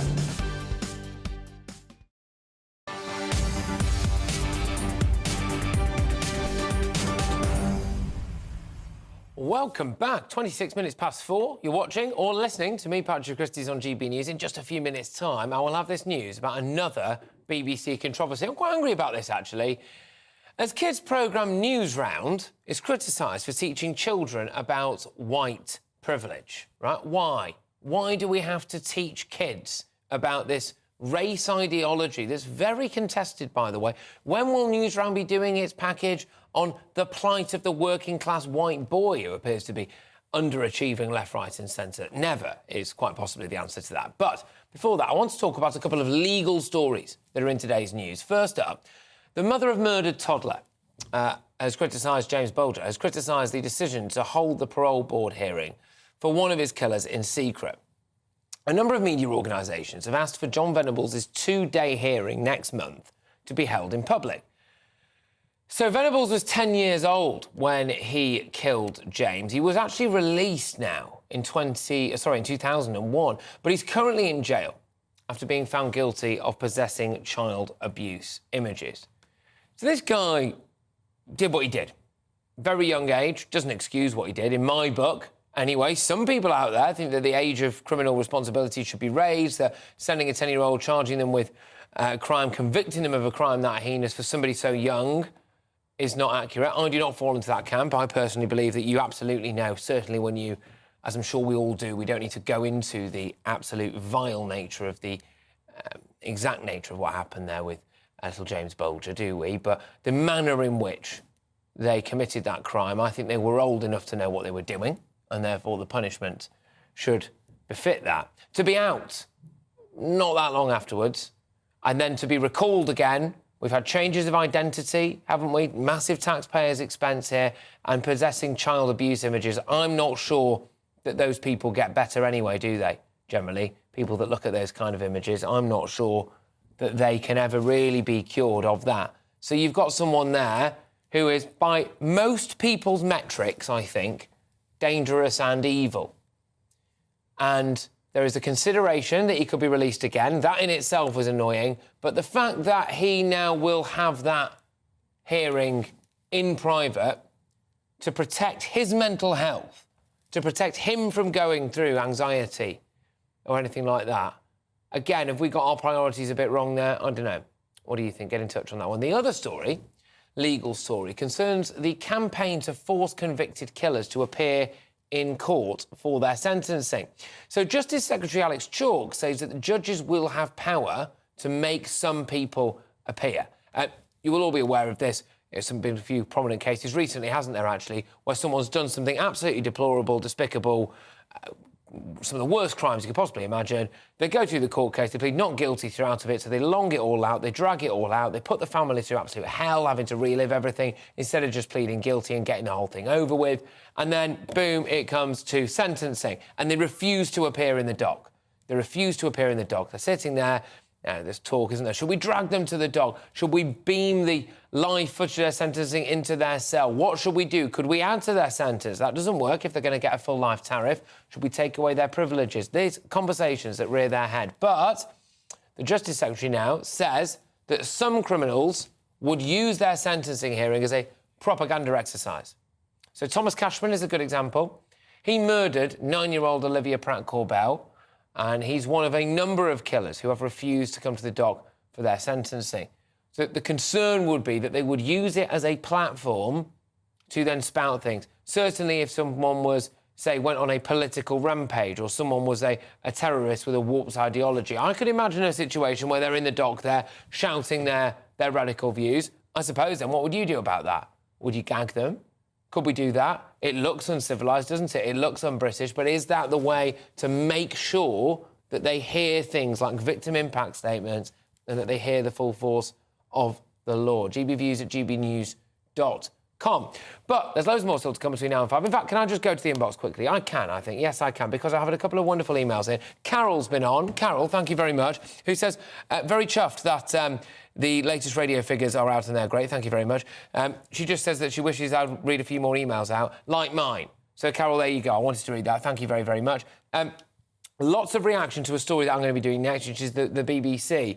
And the BBC apparently stand accused of trying to indoctrinate children with very controversial race-based ideology, talking about things like white privilege, talking about things like white supremacy and all of that, and whether or not that is a massive, massive bias, OK?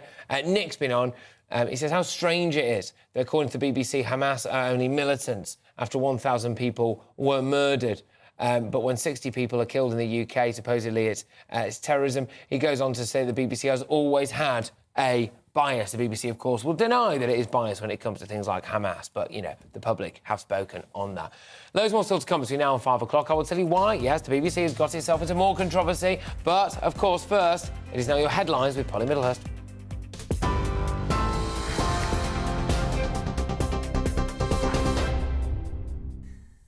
Patrick, thank you. The top stories this hour. The UK's border force is in Egypt, with the Prime Minister confirming officers are ready to help British nationals escape Gaza when the Rafah crossing opens.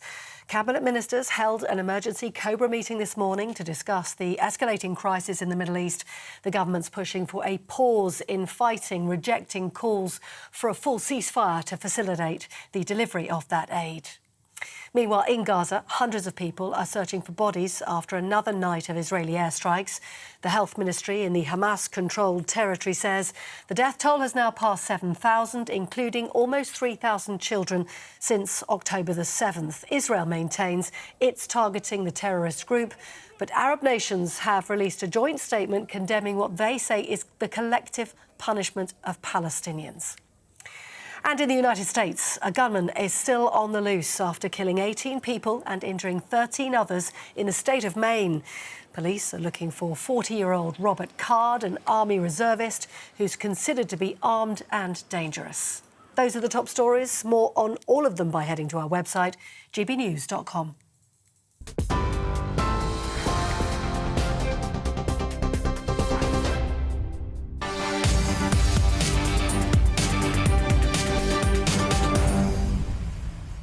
Hey, welcome back. Now, the BBC has come under fire yet again. This time, it's for telling children all about the controversial concept of white privilege. A page on the BBC's website has an article with the headline, "White Privilege, what is it and how can it be used to help others?" And further down the page, the BBC asked the question, how can I use my white privilege to help others? The suggestions from a Korean-American called Courtney Ahn include teach other white folks the barriers to success for people of colour. There we go. Quite interesting, isn't it, that really? The BBC would put a very contested ideology out there, presented, it appears, as fact. There's quite a lot more to this story as well, though, because there is a very controversial individual called Kehinde Andrews who has written and said some things in terms of, like, white psychosis. Very controversial views. The kind of thing, frankly, that I think if anyone of a different race said about somebody else of another race, you would find yourself in very, very hot water. But now BBC Newsround is under fire for teaching white privilege as fact to children.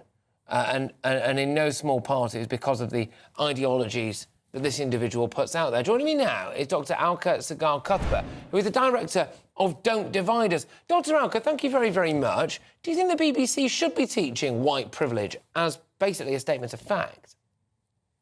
No, of course it shouldn't. It's extremely divisive. It's anti-educational. If you have a look at the websites, it's at best there's very selective content on there from history. but most of it is nothing more than just pure assertion.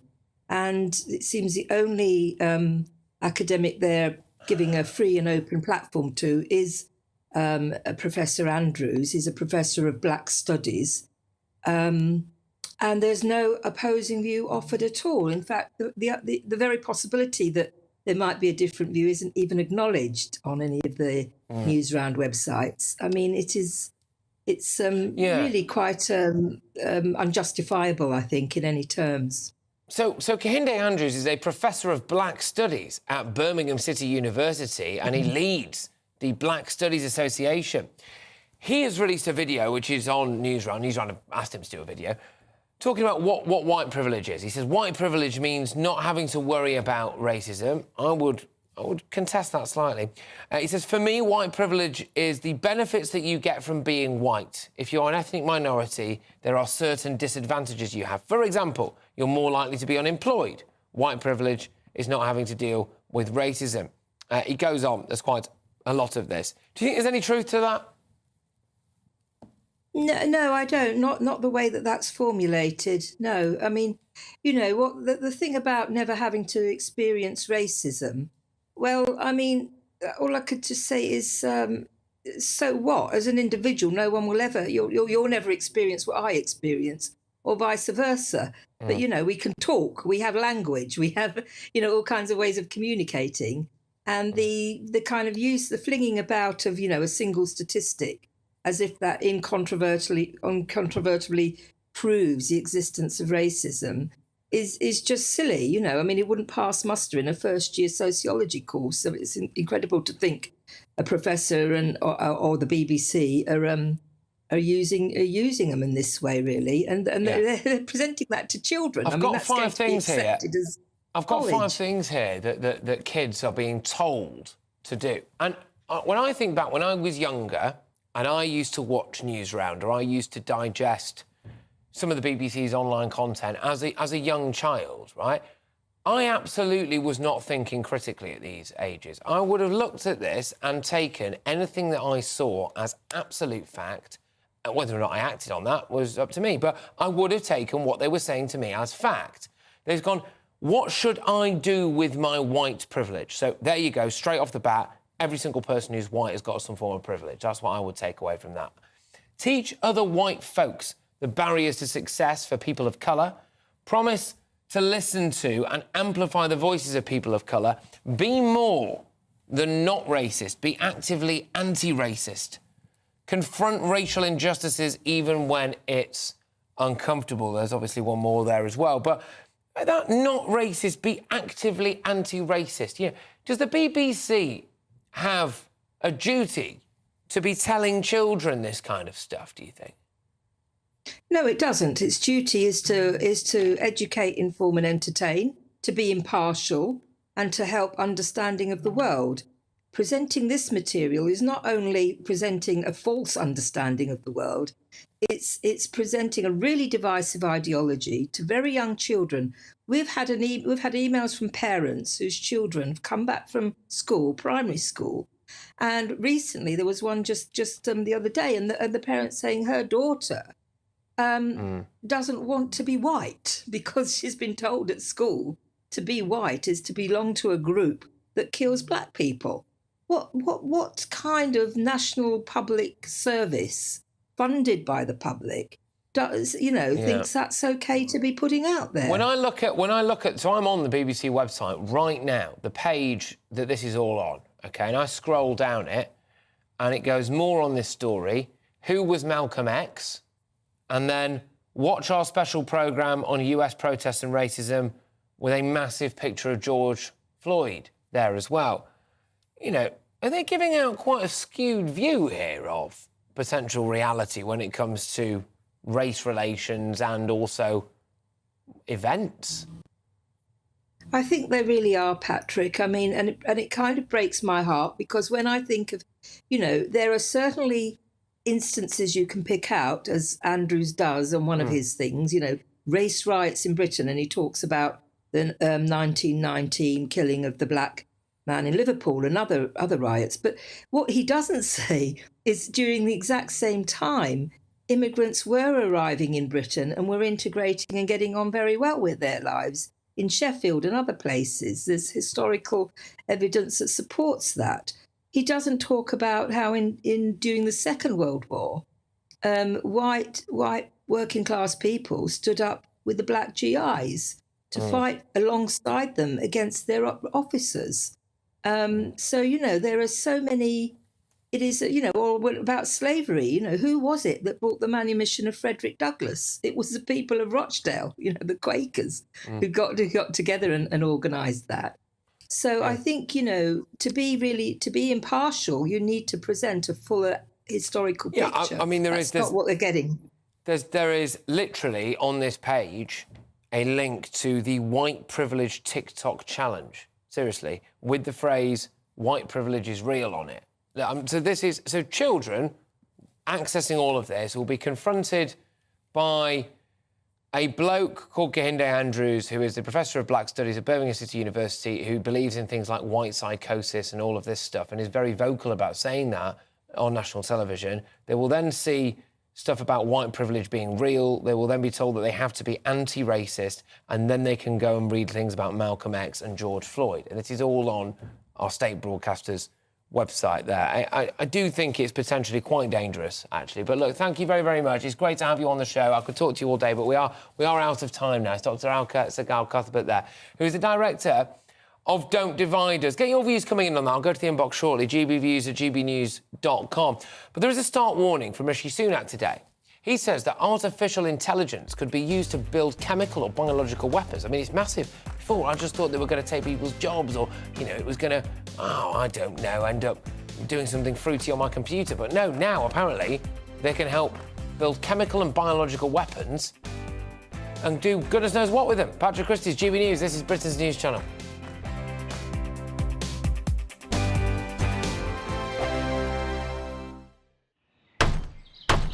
Who is it? We're here for the show. More energy this time! Welcome to the Dinosaur Hour. I was married to a therapist. And you survived? I thought we were getting Hugh Laurie. Second best. Bellissima. You interviewed Saddam Hussein. What's that like? I was terrified. I'm playing strip poker with these three. Oh! No, thank you. My CDs need to be put in alphabetical order. Are you going to be problematic again? The Dinosaur Hour. Sundays at 9 on GB News.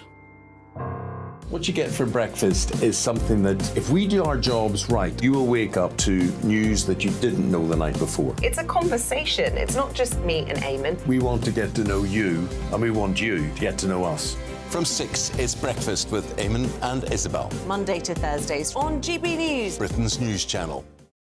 People in Britain, they love free speech, but they also love fair play. I don't care if I'm speaking somebody from a trade union, from the Labour Party, somebody from the SNP. And I think the viewers like to see that actually we can challenge one another, but in a positive way. We think we ask the questions that people want to ask, and often we ask the questions that we wanted to ask in Parliament but never got the chance to ask. So join us every Saturday, 10 a.m. till noon on GB News, Britain's news channel. Nightmare commute. Kick it up a gear with me, Patrick Christys, at drive time, 3 till 6 p.m, Monday to Friday on GB News Radio. You can listen online and on DAB+, on the smart speaker app, and on the GB News app. And if you've got an Alexa, all you have to say is, Alexa, play GB News. We're also on TuneIn and the Radio Player apps. From the school run to rush hour, get revved up with me, Patrick Christys, on GB News and GB News Radio. Tired of the usual focus-tested, pre-prepared Westminster runaround? Well, so am I. So you want higher taxes? Is your department to blame for this? Are you rethinking this policy? Every Sunday at 9:30, I'll be sitting down with those in power to get the truth about the issues affecting you. Let's be honest, we've known about the cost pressures of this project for years, not months. That's the Camilla Tominey Show, a politics show with personality. On GB News, the People's Channel, Britain's news channel. Now then, Lee Anderson here. Join me on GB News on my show, The Real World, every Friday at 7 p.m. I'm not eating bloody cat. Are you Delicious. mental? Put in your mouth. OK, here comes a train. Reminds me of the scene in Singing in the Rain. Adam, is that a good one? Whoa! Join me at 7 on GB News, Britain's news channel. When the news happens, it happens here. And really important breaking news. Breaking news this morning. On TV, radio and online, the news starts here on Britain's newsroom. All the biggest stories and the answers that you need from across the UK and beyond. Join Britain's newsroom from 9:30 on GB News. The People's Channel, Britain's news channel. GB News, unlike other broadcasters, isn't obsessed with the London-Westminster bubble. We think there's a nation beyond the M25, and that's why we talk about the issues that matter across the land. Join me on State of the Nation, 8 to 9 o'clock, Monday to Thursday, on GB News. Daisy's listening, and you should too.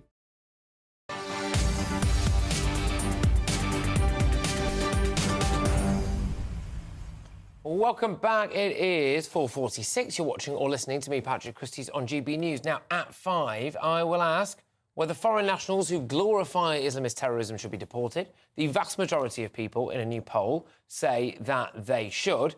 So where's the controversy? Why aren't the government acting? Why are the government bang in favour, it seems, and the opposition, for that matter, of the 4% of people who want them to stay? And as if it wasn't bad news for the world right now, but Rishi Sunak put the icing on the cake today because he has warned that the dangers posed by artificial intelligence could threaten our very existence. Get this wrong, and AI could make it easier to build chemical or biological weapons. Terrorist groups could use AI to spread fear and destruction on an even greater scale.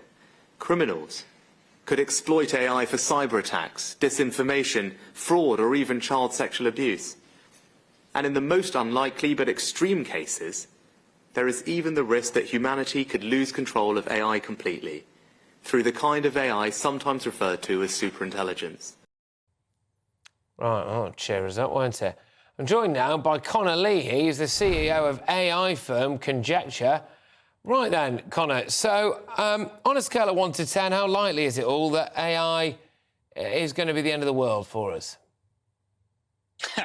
Well, that depends if we do something about it. If we do nothing about it, I'd say a 10. If we do something about it, well, we could get it down to a 0.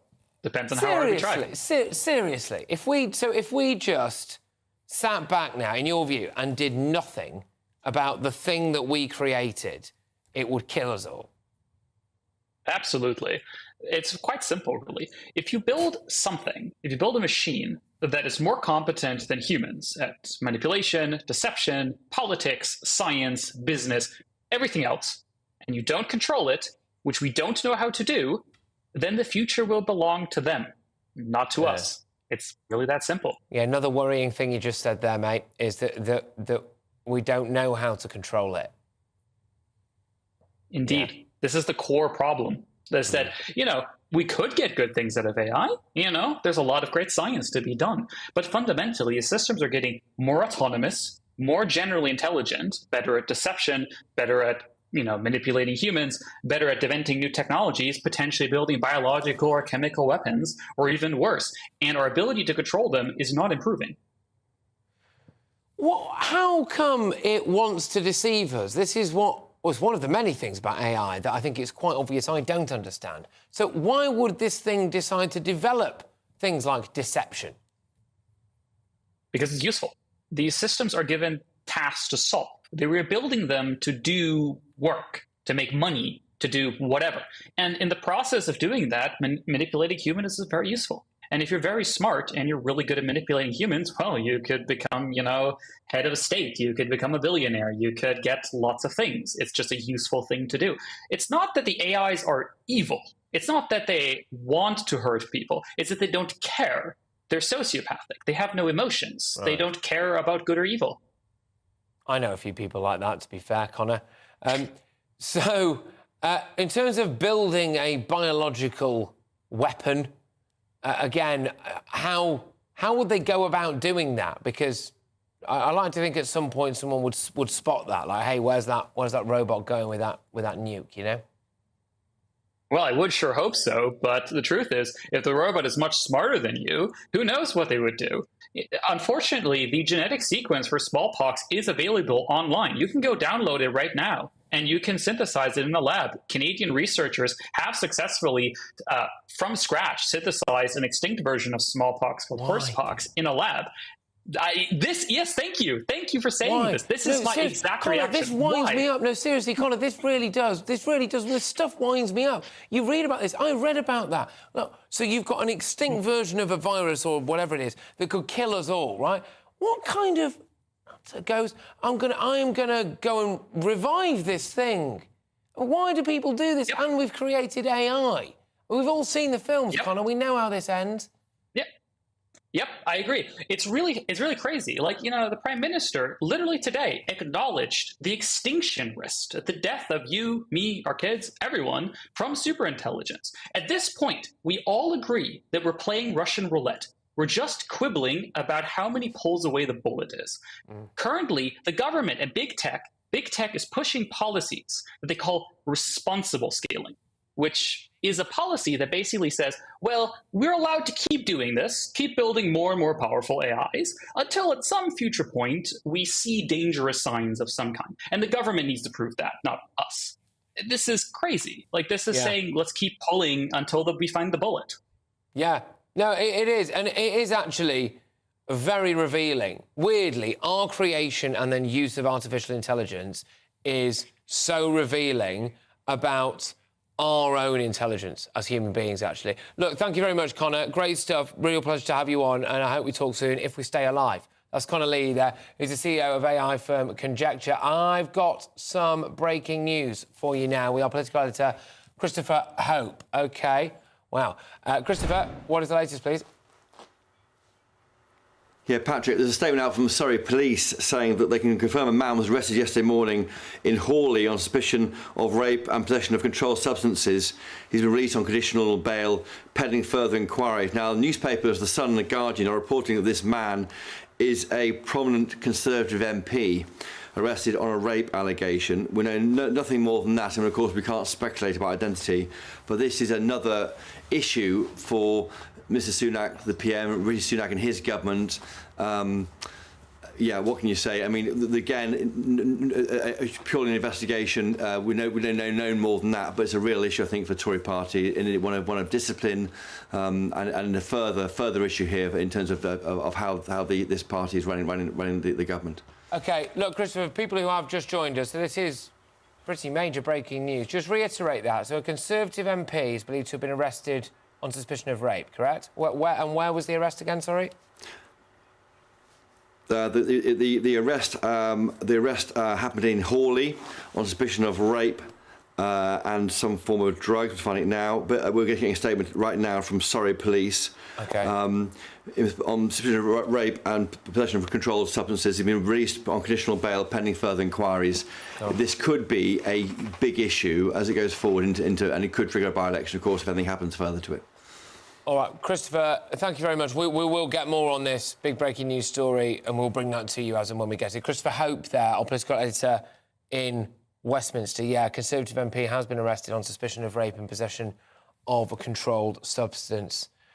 Has since been released on conditional bail. There we go. That MP is not as yet being named. Now, almost 3/4 of people think that foreign nationals who glorify Islamist terrorism should be deported. That's the latest from a poll. Well, I'm going to be having a look at whether or not the government should be acting on this. The opposition should be acting on this. Just 4% of people think that they should be able to stay. Why are we giving in to a very small, very fringe group? Patrick Christys, GB News, Britain's news channel. Hello again, welcome to your latest GB News weather update from the Met Office. We'll see further rain and showers through the rest of the day, particularly across northeastern areas.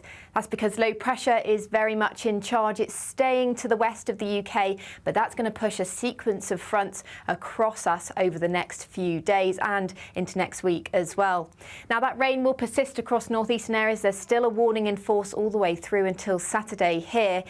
Across southern coasts as well, we'll continue to see some of those showers through this evening. However, inland it'll turn dry, and that will allow some mist and fog to develop for central areas such as the Midlands, East Anglia too. So a bit of a murky start on Friday morning here, but it will be dry for these central areas. Elsewhere, though, across the south and the northeast, staying rather wet through tomorrow. Some quite blustery and heavy showers across the south coast and across the northeast, particularly eastern Scotland, where that warnings in force rainfall totals will continue to build up. Now, temperatures are a little bit below average for the time of year. With the best of any sunshine, it won't feel too bad in central areas. On Saturday, again, sunshine will be fairly limited for most areas, with a lot of cloud and showers around. In the southeast, we'll see some quite persistent rain, as well as in Northern Ireland, Wales and eastern Scotland. Through Sunday, further wet weather is to come, and there'll be little change into the start of next week, with more wind and rain. In a world of dull and predictable radio and TV shows. Oh, hi. On Mark Dolan tonight, we've got big guests. We drill into the big stories of the day. The show adds up to a brilliant listening and viewing experience. Mark Dolan Tonight is the most entertaining current affairs show ever, and that's a fact. Join me, Mark Dolan, Fridays and Saturdays from 9, Sundays from 10. Only on GB News, the People's Channel, Britain's news channel. There's only 3 people you can trust in life. Your doctor, your lawyer, and your nana. I'm not sure. So join me, Nana Aquare, at 3 p.m. every Saturday and Sunday, where we discuss the biggest topics of the weekend. Be ready for battle. Could you be quiet? What is this? It's my new teeth. It's your new teeth. I don't bite. Well, not without a good reason. Always honest, always fun. Every weekend at 3 p.m. on GB News, the People's Channel, Britain's news channel. The Jubes and Kerr, we tackle the issues of the day with real, robust debate, both sides of the fence, battling it out with me in the middle with my forthright opinions and views. And often really interesting things happen because you start with a position and then by the end of the debate you find actually, I might not have thought about that one. What we need in this country is 2 new political parties. You should maybe think about doing a 2024 calendar. I'm Michelle Dewberry and I'm keeping you company right through until 7 o'clock this evening. GB News, the People's Channel, Britain's watching.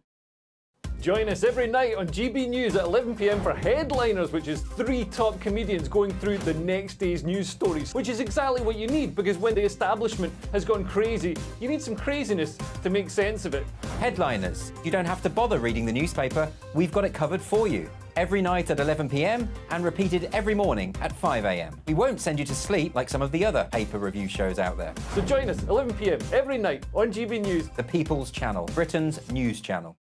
GB News, unlike other broadcasters, isn't obsessed with the London-Westminster bubble. We think there's a nation beyond the M25, and that's why we talk about the issues that matter across the land. Join me on State of the Nation, 8 to 9 o'clock, Monday to Thursday, on GB News. Daisy's listening, and you should too. Every Sunday from 11, join Michael Portillo. There will be topical discussion, looking at the week before and the week to come. So kick back and relax at 11 a.m. on Sundays on GB News with me, Michael Portillo. GB News, the People's Channel, Britain's news channel.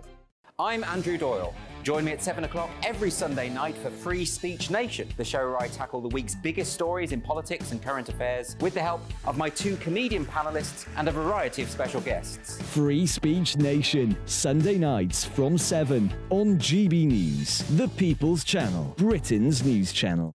Nightmare commute. Kick it up a gear with me, Patrick Christys, at drive time, 3 till 6 p.m, Monday to Friday on GB News Radio. You can listen online and on DAB+, on the smart speaker app, and on the GB News app. And if you've got an Alexa, all you have to say is, Alexa, play GB News. We're also on TuneIn and the Radio Player apps.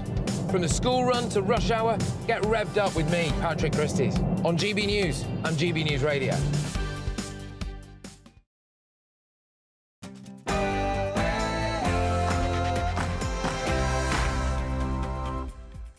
Good evening, it's 5 p.m, it's Patrick Christys, it's GB News. We start with that big breaking news that we brought to you just seconds ago. A Conservative MP has been arrested on suspicion of rape and bailed.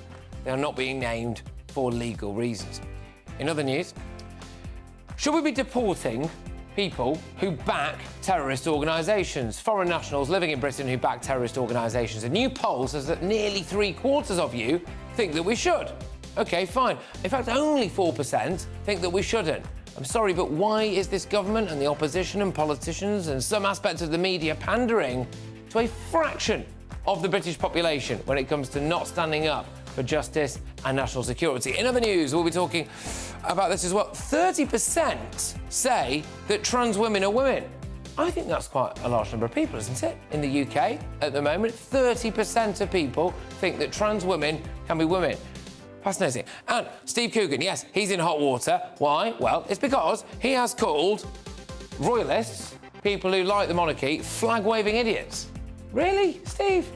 Is that the hill you're choosing to die on? Very strange stuff. Do you like the monarchy? Do you think that you're a flag-waving idiot?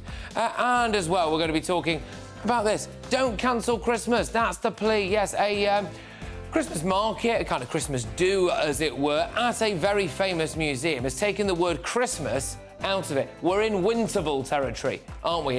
It's festive day, yeah. I know, I hate it too. It should just be Christmas. Patrick Christys, GB News.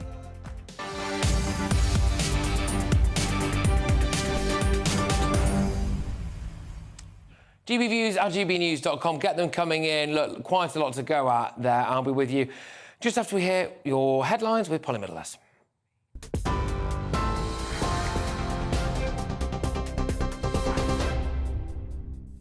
Patrick, thank you. Well, the top stories this hour. The UK's border force is in Egypt, with the Prime Minister confirming officers are ready to help British nationals escape Gaza when the border reopens. And here, Cabinet Ministers held an emergency Cobra meeting this morning to address the escalating crisis in the Middle East. The government's pushing now for a pause in fighting, rejecting calls for a full ceasefire to facilitate aid reaching Palestinians. Well, in Gaza, people have been searching through the rubble for bodies after another night of airstrikes.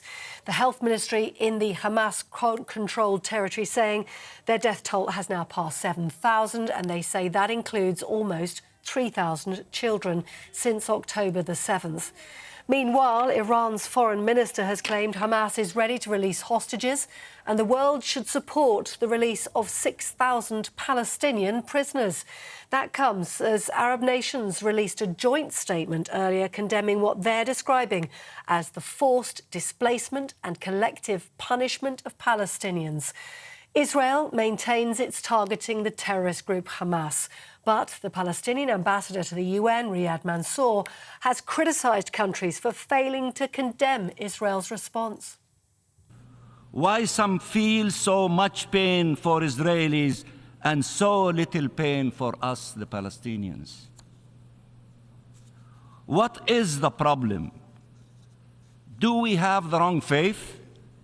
How can representatives of states explain how horrible it is that 1,000 Israelis were killed and not feel the same outrage when 1,000 Palestinians are now killed every day? In the United States, a manhunt is underway after 18 people were killed by a gunman, which left 13 more injured. Police in the state of Maine have named 40-year-old Robert Card as their person of interest, describing him as armed and dangerous. Local media is reporting that he's a trained firearms instructor, and the US Army has confirmed that he's in the US Army Reserves. The shootings happened in at least 2 locations, one a restaurant, one a bowling alley in the city of Lewiston. Well, businesses in the area have been asked to close and people have been told to stay at home. Janet Mills is the governor of Maine. She described the community's pain at a news conference earlier. All Maine people are sharing in the sorrow of the families who lost loved ones last night. Loved ones, normal people who were killed or injured while unwinding from a day of work or while spending time with their family and friends, socializing. I know that the people of Lewiston are enduring immeasurable pain. I wish I could take that pain off your hearts, off your shoulders, but I promise you this, we will all help you carry that grief. Well, turning our attentions to news here at home, and the Prime Minister has warned that artificial intelligence could threaten human extinction on the same scale as global pandemics or nuclear war. His comments come after touring Moorfields Eye Hospital, which uses AI to diagnose sight problems. Speaking at the Royal Society in London, Rishi Sunak said humanity could lose control of AI and terrorist groups could use it to spread fear and destruction. He also announced the formation of the world's first AI Safety Institute in the UK to explore the risks and share the data with the world. Get this wrong, and AI could make it easier to build chemical or biological weapons. Terrorist groups could use AI to spread fear and destruction on an even greater scale. Criminals could exploit AI for cyber attacks, disinformation, fraud, or even child sexual abuse. And in the most unlikely but extreme cases, there is even the risk that humanity could lose control of AI completely, through the kind of AI sometimes referred to as superintelligence. Rishi Sunak speaking there. Now, 2 medics have been arrested on suspicion of criminal damage after a Just Stop Oil protest at London's Natural History Museum. In front of dozens of shocked tourists, activists sprayed what they said was orange corn flour over a reproduction dinosaur skeleton. They then displayed a banner which read, "For health's sake, just stop oil." The incident comes just one day after the group staged a similar stunt at London's Grade 1 listed Wellington Arch. That resulted in 3 arrests. Now, the number of cars built in the UK increased by almost 40% last month. The Society of Motor Manufacturers and Traders says more than 88,000 vehicles left UK factories. That's 25,000 more than September last year. Exports also increased by a third, with almost 6 in 10 cars going to the European Union. Now, let's just bring you a little bit more detail on that breaking news that Patrick was referring to earlier on. We can tell you that it's being reported that a prominent Conservative MP has been arrested over an allegation of rape. The politician, who we're not naming for legal reasons, is said to have been quizzed by police yesterday. Surrey Police has confirmed a man was arrested yesterday morning in Hawley on suspicion of rape and possession of controlled substances, and that he's been released on conditional police bail pending further inquiries. Those are all the details we have at the moment. We will bring you more on it as we have it. You're with GB News across the UK on TV, in your car, on digital radio and on your smart speaker by saying play GB News. This is Britain's news channel.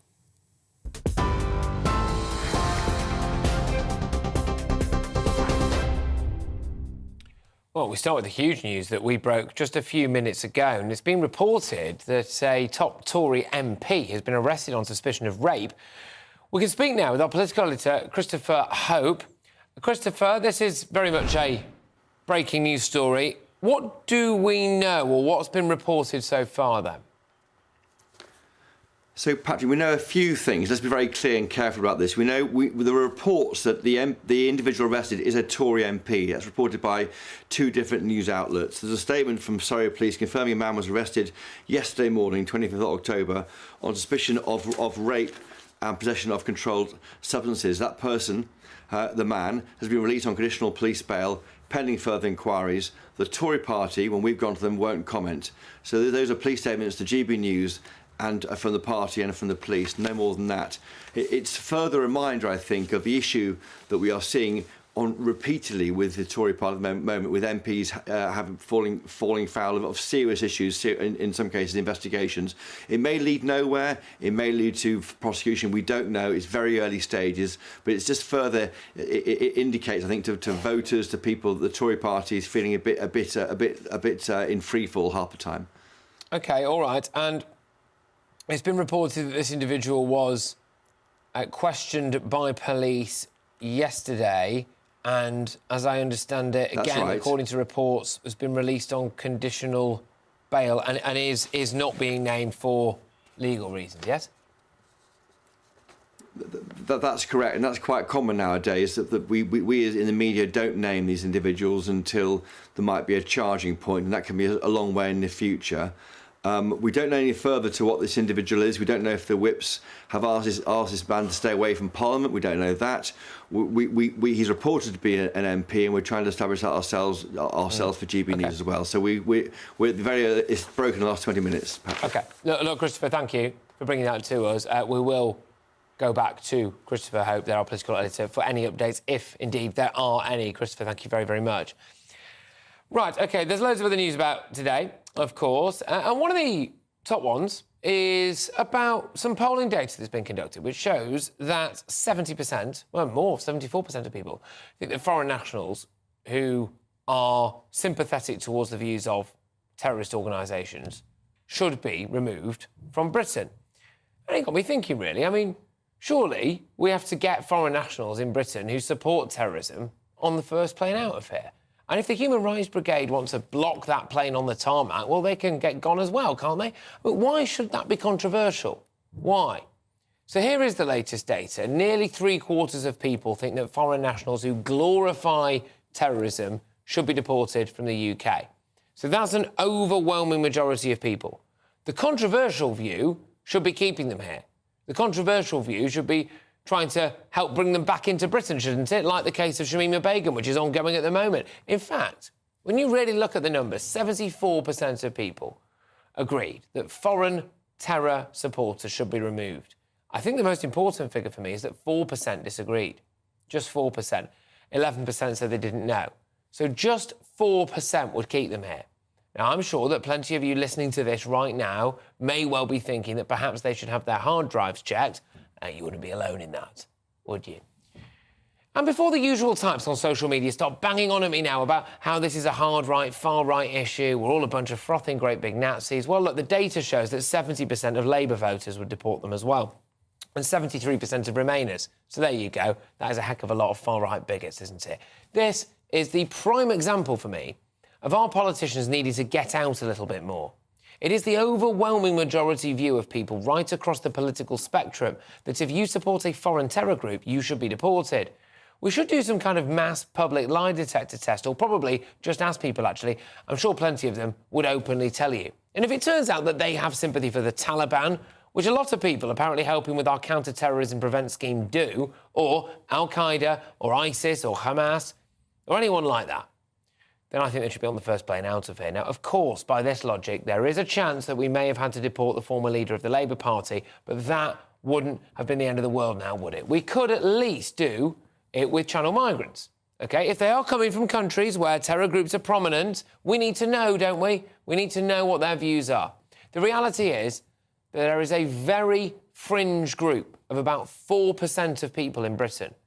One would imagine the majority of them are either hardcore charity activists, lawyers on the take, or actual terrorist group sympathisers themselves. They make a lot of noise. They're big on social media.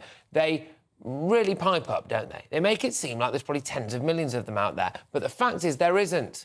So just ignore them and do what's in the best interest of Britain. I think the idea politicians have that they couldn't possibly start deporting more people because there'd be outrage, well, there would be outrage. But it would be outrage amongst a small group of idiots who are probably very angry about life in general anyway. So just ignore them. It should absolutely not be controversial to get Islamist terrorists out of Britain and to do more to stop them coming in. If they like those groups so much, I personally would be quite happy to pay for their flight ticket to wherever their jihadi mates live.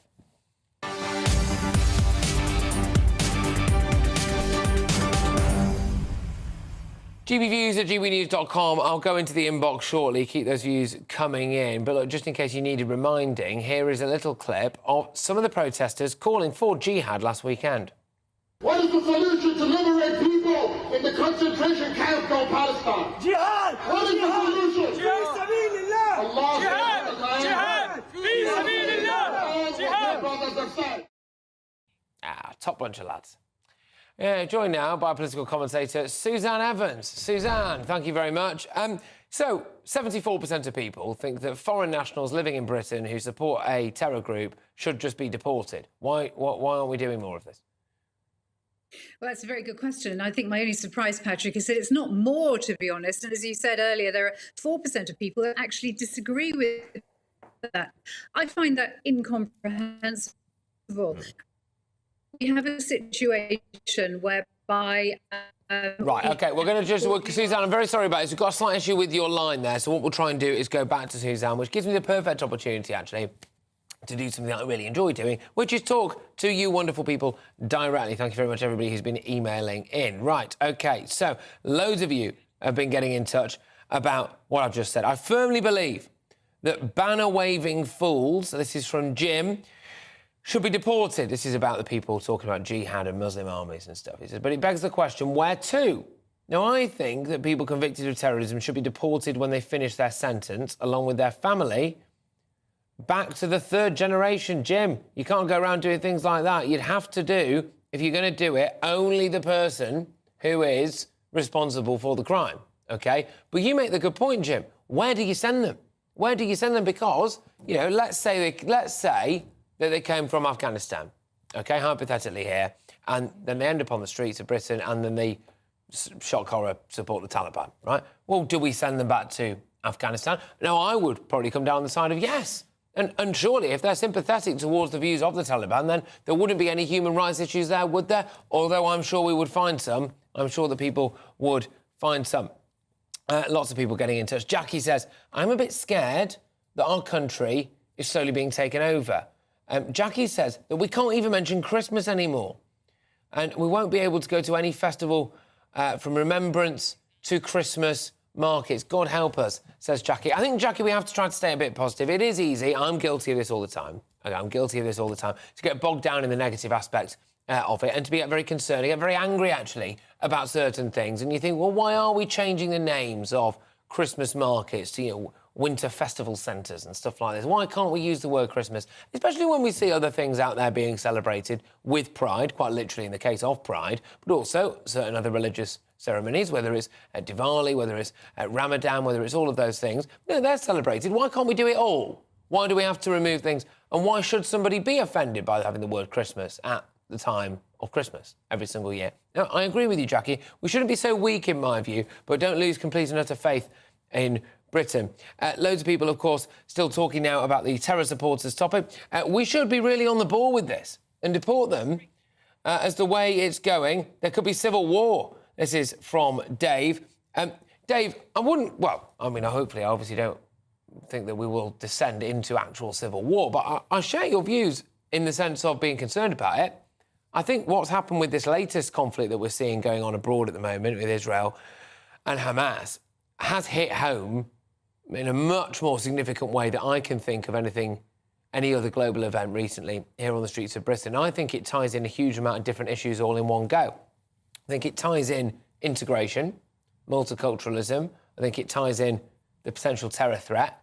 It ties in law and order. It ties in with the effectiveness of our police force. It ties in the political leanings of some people in the parties, such as what's going on in Labour at the moment, and it appears to bring it all together, doesn't it, in one neat but horrible little bow. And I think you're right to be concerned. I'm more concerned than I've been for a very long time. gbviews@gbnews.com. You get in touch with all of your views. I do love to hear from you, but you can get loads more on that story on our website, gbnews.com. It's the fastest growing national news site in the country. It's got all the best analysis, it's got all the big opinion, and we do have the latest breaking news. And I just want to thank everybody as well, whilst I've got you, for tuning in, not just on your television and not just online or however it is you're doing, if you're watching us on catch-up, all of those different things you can do, but especially if you are listening on radio, because my 3 till 6 p.m. show is now the #1 commercial news station at drive time. So thank you very, very much. And the audience has grown by 85%, and that is all down to you wonderful people. So I just want to say a massive thank you, whilst I've got you, for listening in, for tuning in, for telling your friends, for doing a bit of our advertising for us, and for always joining in, whether it's at 3 p.m. all the way through till 6 p.m. or just for a little bit of time every now and again. But know that you, when you press that button in your car or you press that button on your radio set at home or however you do it, you are now part of a community that is Britain's #1 commercial news show at drive time. And that is one heck of an achievement, given that we've only been going a year, this show. I think we haven't. It's a testament to the wonderful team that I've got out there and everybody here at GB News, but most importantly as well, you, the listeners, Thank you very, very much, but there we go. Now, a poll has found that 30% of people think that someone who was born male but identifies as a woman is indeed a woman. This was initially reported as, only 30% of people. Yeah, fine. That is not far off being a third of the population think that a bloke can be a woman. Is that a concern? Patrick Christys, GB News, Britain's news channel.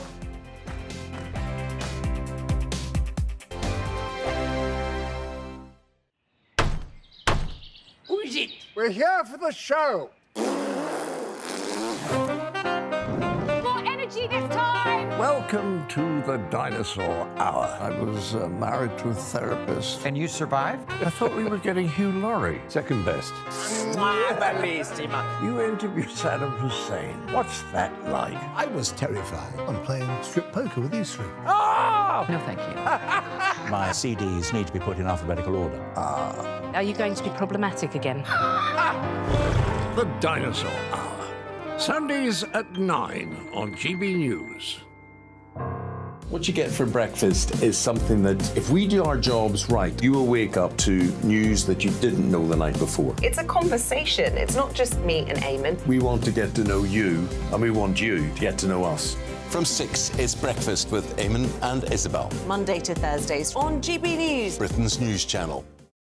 People in Britain, they love free speech, but they also love fair play. I don't care if I'm speaking somebody from a trade union, from the Labour Party, somebody from the SNP. And I think the viewers like to see that actually we can challenge one another, but in a positive way. We think we ask the questions that people want to ask, and often we ask the questions that we wanted to ask in Parliament but never got the chance to ask. So join us every Saturday, 10 a.m. till noon on GB News, Britain's news channel. Nightmare commute. Kick it up a gear with me, Patrick Christys, at drive time, 3 till 6 p.m, Monday to Friday on GB News Radio. You can listen online and on DAB+, on the smart speaker app, and on the GB News app. And if you've got an Alexa, all you have to say is, Alexa, play GB News. We're also on TuneIn and the Radio Player apps. From the school run to rush hour, get revved up with me, Patrick Christys, on GB News and GB News Radio.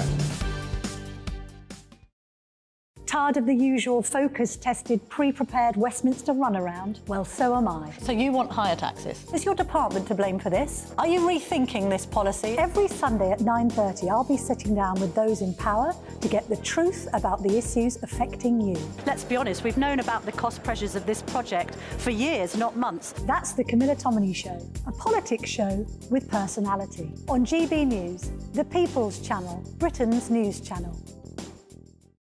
Now then, Lee Anderson here.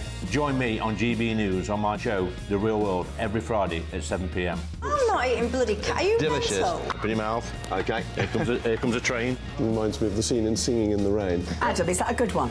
Whoa! Join me at 7 on GB News, Britain's news channel. When the news happens, it happens here. And really important breaking news. Breaking news this morning. On TV, radio and online, the news starts here on Britain's Newsroom. All the biggest stories and the answers that you need from across the UK and beyond. Join Britain's Newsroom from 9:30 on GB News. The People's Channel, Britain's news channel. GB News, unlike other broadcasters, isn't obsessed with the London-Westminster bubble. We think there's a nation beyond the M25, and that's why we talk about the issues that matter across the land. Join me on State of the Nation, 8 to 9 o'clock, Monday to Thursday, on GB News. Daisy's listening, and you should too.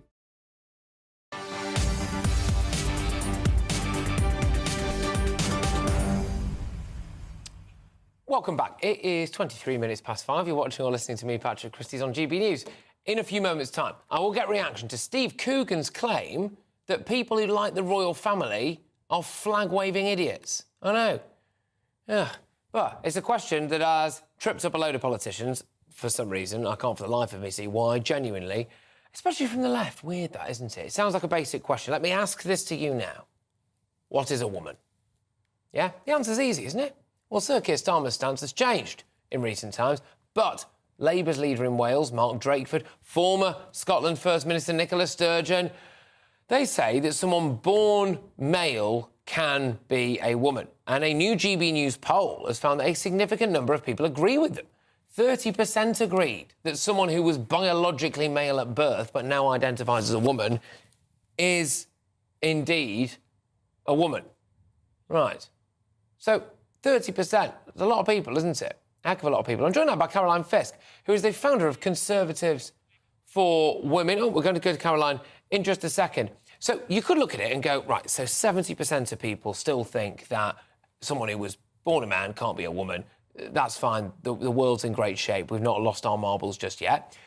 However, I would argue that nearly 1 in 3 people, almost, nearly 1 in 3 people walking around thinking that me, with a bit of a frock on maybe, and saying I'm a woman now would make me a woman is concerning, OK? It's concerning. However, that does not necessarily reveal how many of those people would be happy to have me in a dress in their changing room. So maybe there are fewer of them. Caroline does join me now. Caroline Fisk, who's the founder of Conservatives for Women. Good stuff. So, are you concerned by these figures? 30% think that a man can be a woman.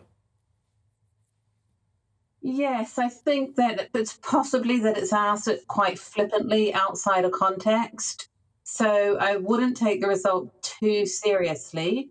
I would like to see it in a much more detailed context being asked. But to take your question at face value, yes, I think it is obviously concerning if a dialogue has moved so far that people are willing to answer a question.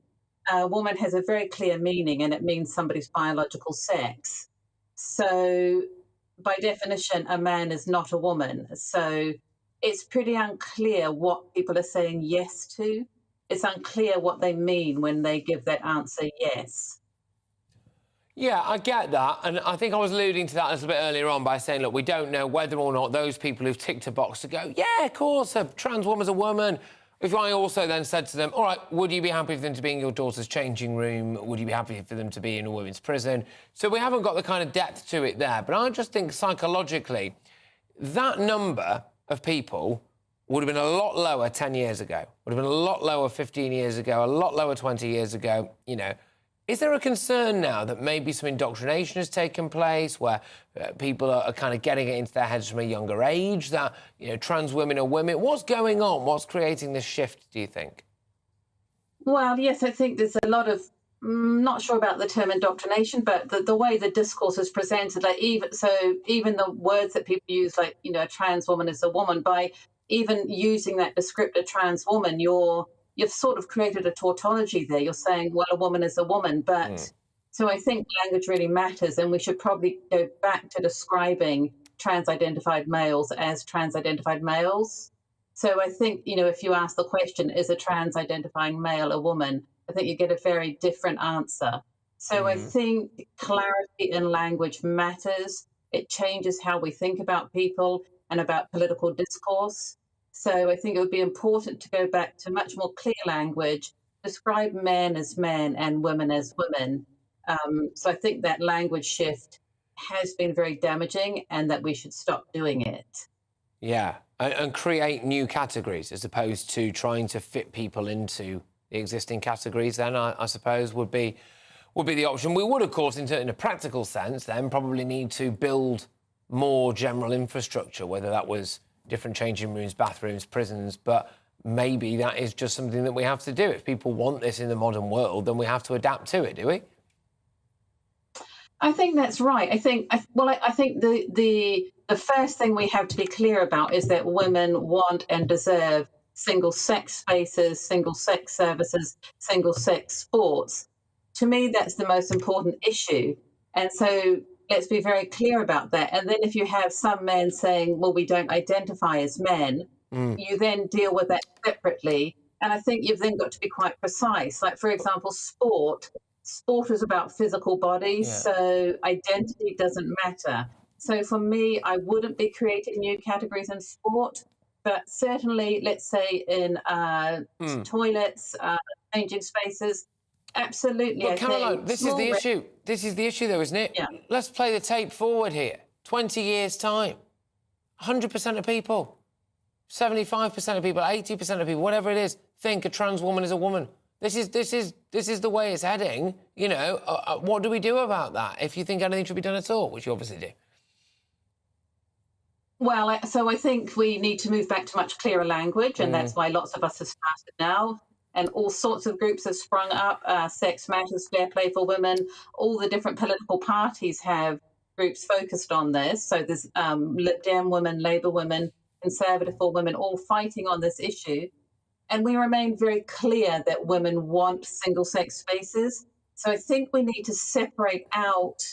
So people are saying, I think quite flippantly, trans women are women. We need to move to public debate on, say what does that imply? And I think if you ask the next question, even today, most people will say, no, of course we didn't mean that men should be playing in women's sports teams. We didn't mean that men should be in women's toilets. So maybe I'm not as worried about you as what people think about the policy issues, but we need to clean up our language, and then we need to keep debating. You know what gets me though? issues. You know what gets me though, Caroline, is that politicians, businesses, organisations, anyone in public life, a load of disingenuous, snivelling little virtue signallers as well, are desperate to queue up behind the LGBTQ2AA, whatever the heck it is right now.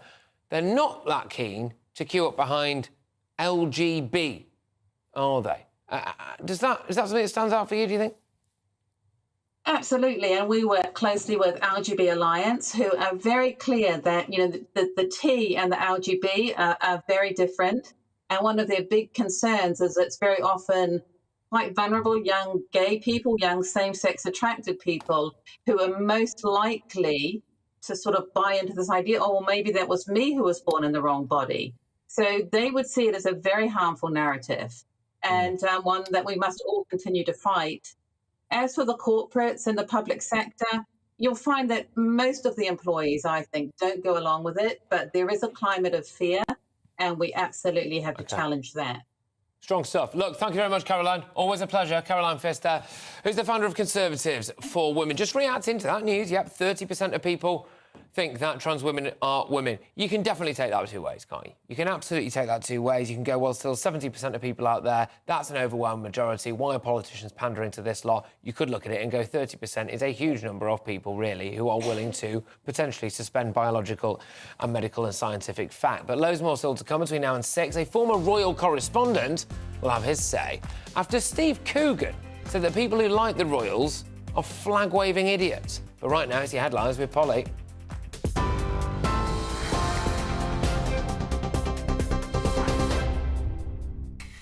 Patrick, thank you. The top stories this hour. It's being reported that a prominent Conservative MP has been arrested over an allegation of rape. The politician, who we're not naming for legal reasons, is said to have been quizzed by police yesterday. Surrey Police has confirmed a man was arrested yesterday morning on suspicion of rape and possession of controlled substances, and that he's been released on conditional police bail pending further inquiries.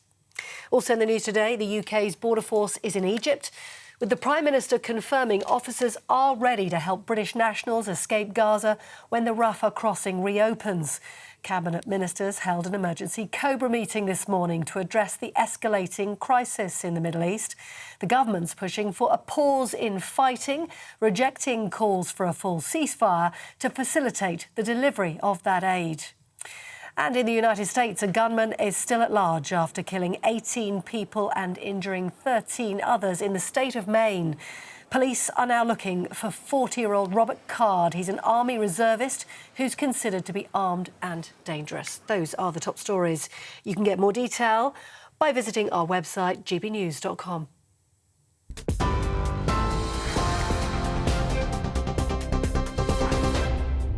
For a valuable legacy your family can own, gold coins will always shine bright. Rosalind Gold proudly sponsors the GB News Financial Report.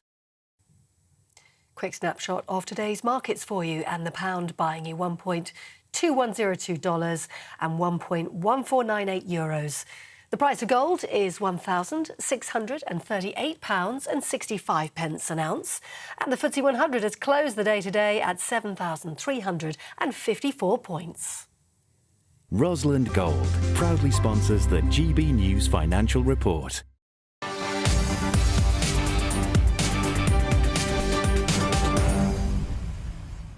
Well, Steve Coogan made his name as Alan Partridge, the fictional TV presenter who's prone to say some very stupid things. I couldn't relate to that, could I? But even Alan would do well to come out with something as crass as Coogan's latest comment about the royal family. Coogan's claimed that most people who are into the royals are flag-waving people who are kind of idiots. So basically flag-waving idiots. He did go on to say that the Queen was all right. Yeah. That's nice of him, isn't it? You know, Britain's longest-serving monarch, arguably the greatest human being that this country has ever seen. Steve Coogan thinks that she's all right. He says that he likes... Well, he's ambivalent, actually, about King Charles because he quite likes some of the products that the Duchy sells in Waitrose. I'm delighted to say that I'm joined now by royal commentator Michael Cole. Michael, thank you very much. I mean, Steve Coogan probably thinks that you, me, most of our viewers and listeners are flag-waving idiots. Now, first of all, Patrick, I must congratulate you and the station on your excellent viewing and listening figures. I'm quite sure it's not all down to you, but the praise Definitely is there not. to be spread around. In spite of... Let me just say,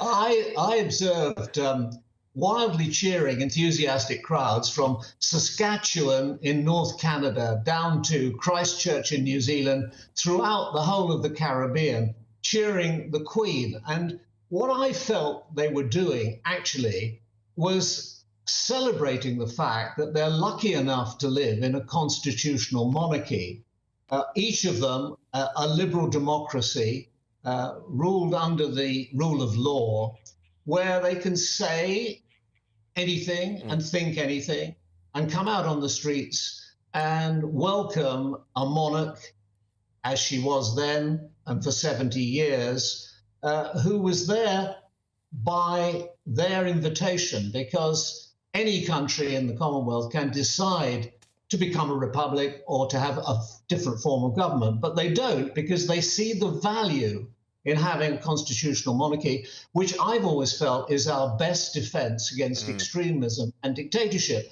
because it does give us the freedom to say what we like. Now, Mr. Coogan, to my knowledge, is a very talented actor and he's a gifted comedian, but I'm not sure that I am quite ready to take his views on anything at all apart from that. I'll tell you what, Michael, let's just remind ourselves, shall we, of a little bit of the coronation spectacle that we were a part of. You were very much a part of, actually. So these were people on the day of the coronation, I think, there with their hats on, with the flags, flag-waving idiots, Coogan thinks they are. Look at them. You know, I think it's a disgrace. Look at all those happy people, happy, joyous, patriotic people who love the royal family, out there having a great time, loving this country, looking at the spectacle. They're going to tell their kids about it. They're going to tell their grandkids about it. They will remember that until the day they die. Michael, why would anyone want to pour, I nearly said something else there, pour cold water over these people, you know, and just enjoying themselves? They're not flag-waving idiots. Yeah, well, you'll have to pose that question to Mr. Coogan if he's not too important to come down to earth and talk to mere mortals like you and me. But those people we saw there, and then we're seeing them now, you know what they're doing? They wouldn't express it, but they are enjoying their freedom, the freedom that comes from living in a constitutional monarchy, which encourages eccentricity, encourages people to do what they like. And you know what most people do in this life? They measure in their own little ways their own lives by the lives of the royals. You know, our daughter was born at the same time as this royal princess or whatever. And I know that. I know that my mother did. She was born just in the reign of Edward VII, and she lived through George V, George VI, and Queen Elizabeth II. And she measured her life, which was one of achievement and pleasure, by what the royal family did, and she enjoyed it. I remember after the coronation of 1953, she took my sister and I to this very spot we're seeing in the Mall to watch the Trooping of the Colour. We didn't see the actual coronation, and she bought us a periscope each for, I think it was £0.50 or something like that, 12.5 pence, to see. In fact, what we did see was probably the backside of the Queen's horse and not much else. But we were there. It was an occasion. and it's important to the life of this country. Man does not live by bread alone, or even by Dutchy original biscuits at Waitrose. There is a spiritual element of this, and this is how people can express and enjoy and celebrate their own spirituality and the joy of living in this country. Of course, there are many other countries, 202 of them, I think. If they don't like it, they can go somewhere else. Well, exactly. I am firmly in that camp, Michael, by the way. If you don't like it here, nobody is keeping you here. Seriously, nobody. I mean, it's, Well, the arrogance, though, of... Look, we've all got an ego. We both work in telly and media. That's no surprise to anybody. But to think that I could go, what, the Queen? Yeah, she's all right. Yeah, but who the heck do you think he is? Condescending. I once, by quite chance, had the experience of sitting on the next door table to him and one of his other self-regarding friends in a restaurant in the West End. I won't name it. And I thought, by the way he behaved, that if you wanted to perhaps do a study of arrogance and self-importance, maybe you'd start by having a good look at Steve Coogan. But I'm sure he's a really wonderful fellow, and he's been condescending enough to say he thought the Queen was quite good in some ways. I mean, if he was to stand for president, do you think we'd get any votes? Would he get any votes? The thing is, it's a real shame, right? It's a real shame because I think I'm a big fan of Alan Partridge, big fan of quite a lot of what Steve Coogan's done. It clearly has, or maybe had at one point, a great comedic mind and a lot of attributes and skills and all of that stuff. And I got a huge amount of joy out of that. I think you hear them pipe up about things and whether or not they're a Jeremy Corbyn supporter or whether or not they say stuff like this about people that I really like. I like the people who were lining up on the Mall and camping out for days, and I was there with them, chatting to them. They're my people, right? And someone's got the flag-waving idiots. Absolutely. Some people do believe that they're much above the ordinary people. The ordinary people, the Queen was very good at putting ordinary people at their ease. She was, in that sense, she was almost classless because she was above class. And she was great at doing that with her sort of, have you come far, and how interesting and so on. But she did that. And she loved the people. She always rather enjoyed it. And when they started doing the Royal Walkabouts, which was in her Silver Jubilee of 1977, she really got into it and wanted to do more. And really, what is it? I mean, it's an expression of happiness that you actually live in this country, that you have the privileges of being here. You can express yourself. You can say almost anything within the law. You can get away with anything. And that's why we listen to Steve Coogan. I'm quite sure he is very successful. I'm up in East Anglia. Of course, one or two people in Norwich might take exception. But by and large, people enjoy that sort of thing. We're, in this country, able to laugh at each other. We're laughing at ourselves. We have a great sense of fun. And part of that is the monarchy. People enjoy the spectacle, they enjoy the whole panoply of it, they like the ceremonial, and they like the fact that we're something different. There are 44 monarchies in the world, and there are 149 republics. The monarchies tend to be the happier lands, and that's one thing to keep in mind. Absolutely. Michael, thank you very much. Michael Cole there, royal commentator, friend of the show. Great to have you on. Thank you. Now, have you ever wanted to see a man body slammed by a whale? I'll just repeat that. Have you ever wanted to see a man body slammed by a whale? Of course you have. And the good news is that's exactly what I'm about to bring to you. If you're listening on radio, well, you're about to hear a man being body slammed by a whale. I'll see you in a tick. In a world of dull and predictable radio and TV shows. Oh, hi. On Mark Dolan tonight, we've got big guests. We drill into the big stories of the day. The show adds up to a brilliant listening and viewing experience. Mark Dolan Tonight is the most entertaining current affairs show ever, and that's a fact. Join me, Mark Dolan, Fridays and Saturdays from 9, Sundays from 10. Only on GB News, the People's Channel, Britain's news channel. There's only 3 people you can trust in life. Your doctor, your lawyer, and your nana. I'm not sure. So join me, Nana Aquare, at 3 p.m. every Saturday and Sunday, where we discuss the biggest topics of the weekend. Be ready for battle. Could you be quiet? What is this? It's my new teeth. It's your new teeth. I don't bite. Well, not without a good reason. Always honest, always fun. Every weekend at 3 p.m. on GB News, the People's Channel, Britain's news channel. So Jubes and Kerr, we tackle the issues of the day with real, robust debate, both sides of the fence, battling it out with me in the middle with my forthright opinions and views. And often really interesting things happen because you start with a position and then by the end of the debate you find actually, well, I might not have thought about that one. What we need in this country is 2 new political parties. You should maybe think about doing a 2024 calendar. I'm Michelle Dewberry and I'm keeping you company right through until 7 o'clock this evening. GB News, the People's Channel, Britain's watching. Join us every night on GB News at 11 p.m. for Headliners, which is 3 top comedians going through the next day's news stories, which is exactly what you need, because when the establishment has gone crazy, you need some craziness to make sense of it. Headliners. You don't have to bother reading the newspaper. We've got it covered for you. Every night at 11 p.m. and repeated every morning at 5 a.m. We won't send you to sleep like some of the other paper review shows out there. So join us 11 p.m. every night on GB News. The People's Channel, Britain's news channel. GB News, unlike other broadcasters, isn't obsessed with the London-Westminster bubble. We think there's a nation beyond the M25, and that's why we talk about the issues that matter across the land. Join me on State of the Nation, 8 to 9 o'clock, Monday to Thursday, on GB News. Daisy's listening, and you should too.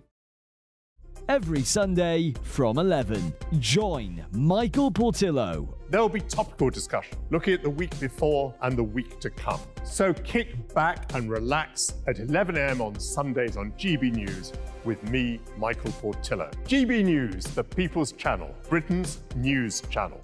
I'm Andrew Doyle. Join me at 7 o'clock every Sunday night for Free Speech Nation, the show where I tackle the week's biggest stories in politics and current affairs with the help of my 2 comedian panellists and a variety of special guests. Free Speech Nation, Sunday nights from 7 on GB News, the People's Channel, Britain's news channel.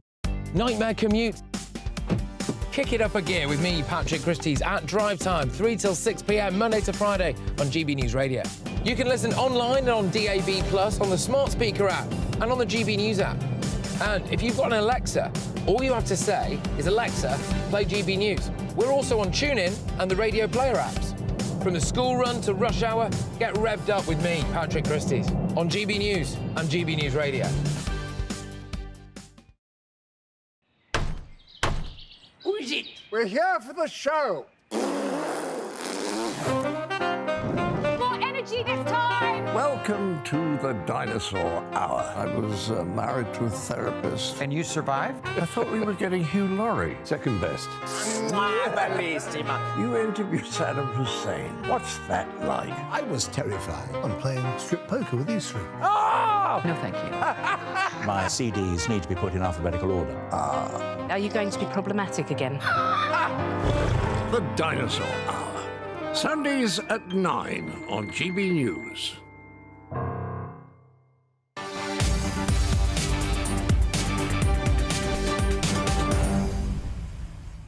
Welcome back. You are watching or listening to me, Patrick Christys, on GB News. It's time now to round us off with, well, some stuff that's a little bit different. It's Patrick's pick of the day. So I talk about stories that aren't dominating the news headlines but have caught my eye. And today I'm focusing on this woke museum. It's ditched the word Christmas from its Christmas market, OK? So the artist formerly known as the Christmas Market at Bowes Museum, which was founded by the ancestors of the late Queen Mother, no less, is no more. Woke officials at the museum in Barnard Castle in County Durham. Does that sound familiar to you? Yeah, it's where you go to check your eyesight, isn't it? It's where you go to check your eyesight. Just ask Dominic Cummings. Anyway, they've replaced it with a winter market. I must say that the Bowes Museum has denied that they've cancelled Christmas. Yes, they haven't technically cancelled the actual day of Christmas, have they? But they told us that there were lots of Christmas activities at the museum and people can buy Christmas cards and decorations as well. So you can...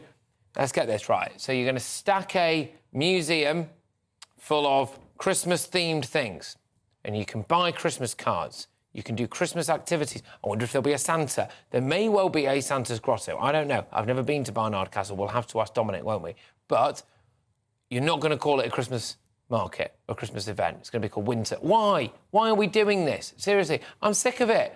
Every single year, something pops up. They go, it's a Winterval. It's the winter festival. It's the festive season. It's Christmas. All right? We don't seem to be this shy about celebrating other things, do we? You know, we take a lot of pride in literally, you know, Gay Pride Month or however it is. You know, we take a lot of pride in, you know, diversifying streets for Ramadan or whatever it is. Happy Ramadan. You see that all the time. I walked into a John Lewis. You see a sign, Happy Ramadan, everybody. Yes, Happy Ramadan. Well, when it's Christmas, why can't it just be Happy Christmas? Why can't we all just do that? Am I shouting about Christmas? I am, aren't I, on the telly? Yeah. All right, maybe it's just me. I don't know.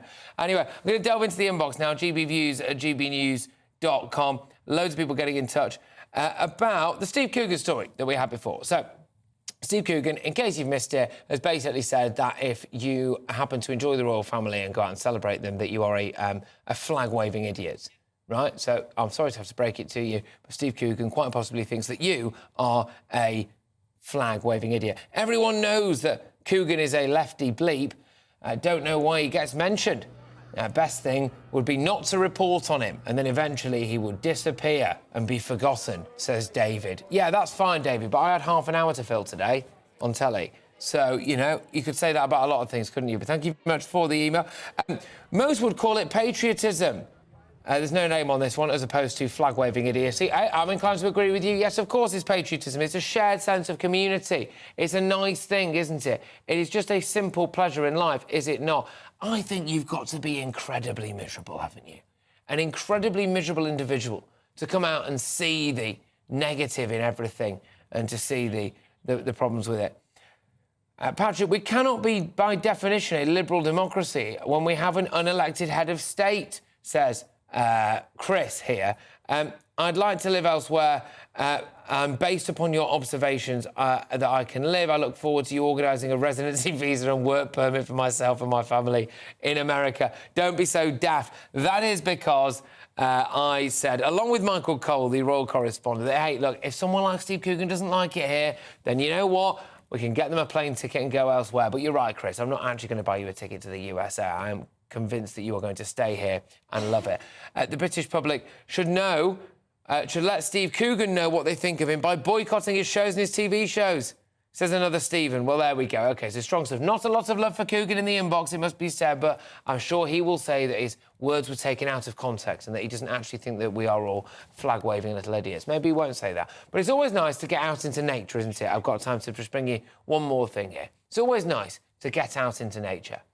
But how close is too close to nature? Maybe ask Jason Breen, who was doing something called wing foiling, yeah, me neither, off the coast of Sydney when he was body slammed by a whale. I think we can see a bit of this now. Jason got very lucky. He only got away from the whale because the leash broke. Have we got a video of this now? I think we might. Flipping heck. Oh, my gosh. Right, OK, let's play it again. I'll talk everyone through it. So this guy is doing something that looks a lot... It's the first time I've seen that. Looks a lot like windsurfing. All right, let's play it again if we can. So he's going along on his merry way somewhere out there off the coast of Sydney, and then you can see that wallop. Absolutely massive whale. That is unbelievable. Yeah, that is definitely too close to nature, I must say. All right, well, look, that is basically it for today. I want to say thank you very much to everybody who has, of course, been watching, but also, crucially, listening. I am just going to say another big thank you to the amount of people who tune in, whether it's on your radio, in your car, which you can find quite easily, whether you just say, Alexa, play GB News. Now that will be going off in a load of people's houses, or however you consume us, not just on television, not just online, but on radio. And the reason why I'm so grateful today is because the news has landed, indeed, that the listening figures for this show are 85% up. 85% up. And you are now, believe it or not, currently listening, along with loads of other people, to the UK's most popular drive time news commercial show. So thank you very much. A massive achievement to everybody here who works behind the scenes. This show itself has only been going for around a year. So we're taking on the big boys. We've really kind of come in and swept up. And that is massive. And that is down to all of you telling all of your friends and spreading the word, because you are our best advertising. So please go out there and continue to tell people. And thank you very much. Michelle Dewberry, who's also done rather well in the ratings, I must say, is up next with Jeeves and Co. See you in a bit. Hello again, welcome to your latest GB News weather update from the Met Office. We'll see further rain and showers through the rest of the day, particularly across northeastern areas.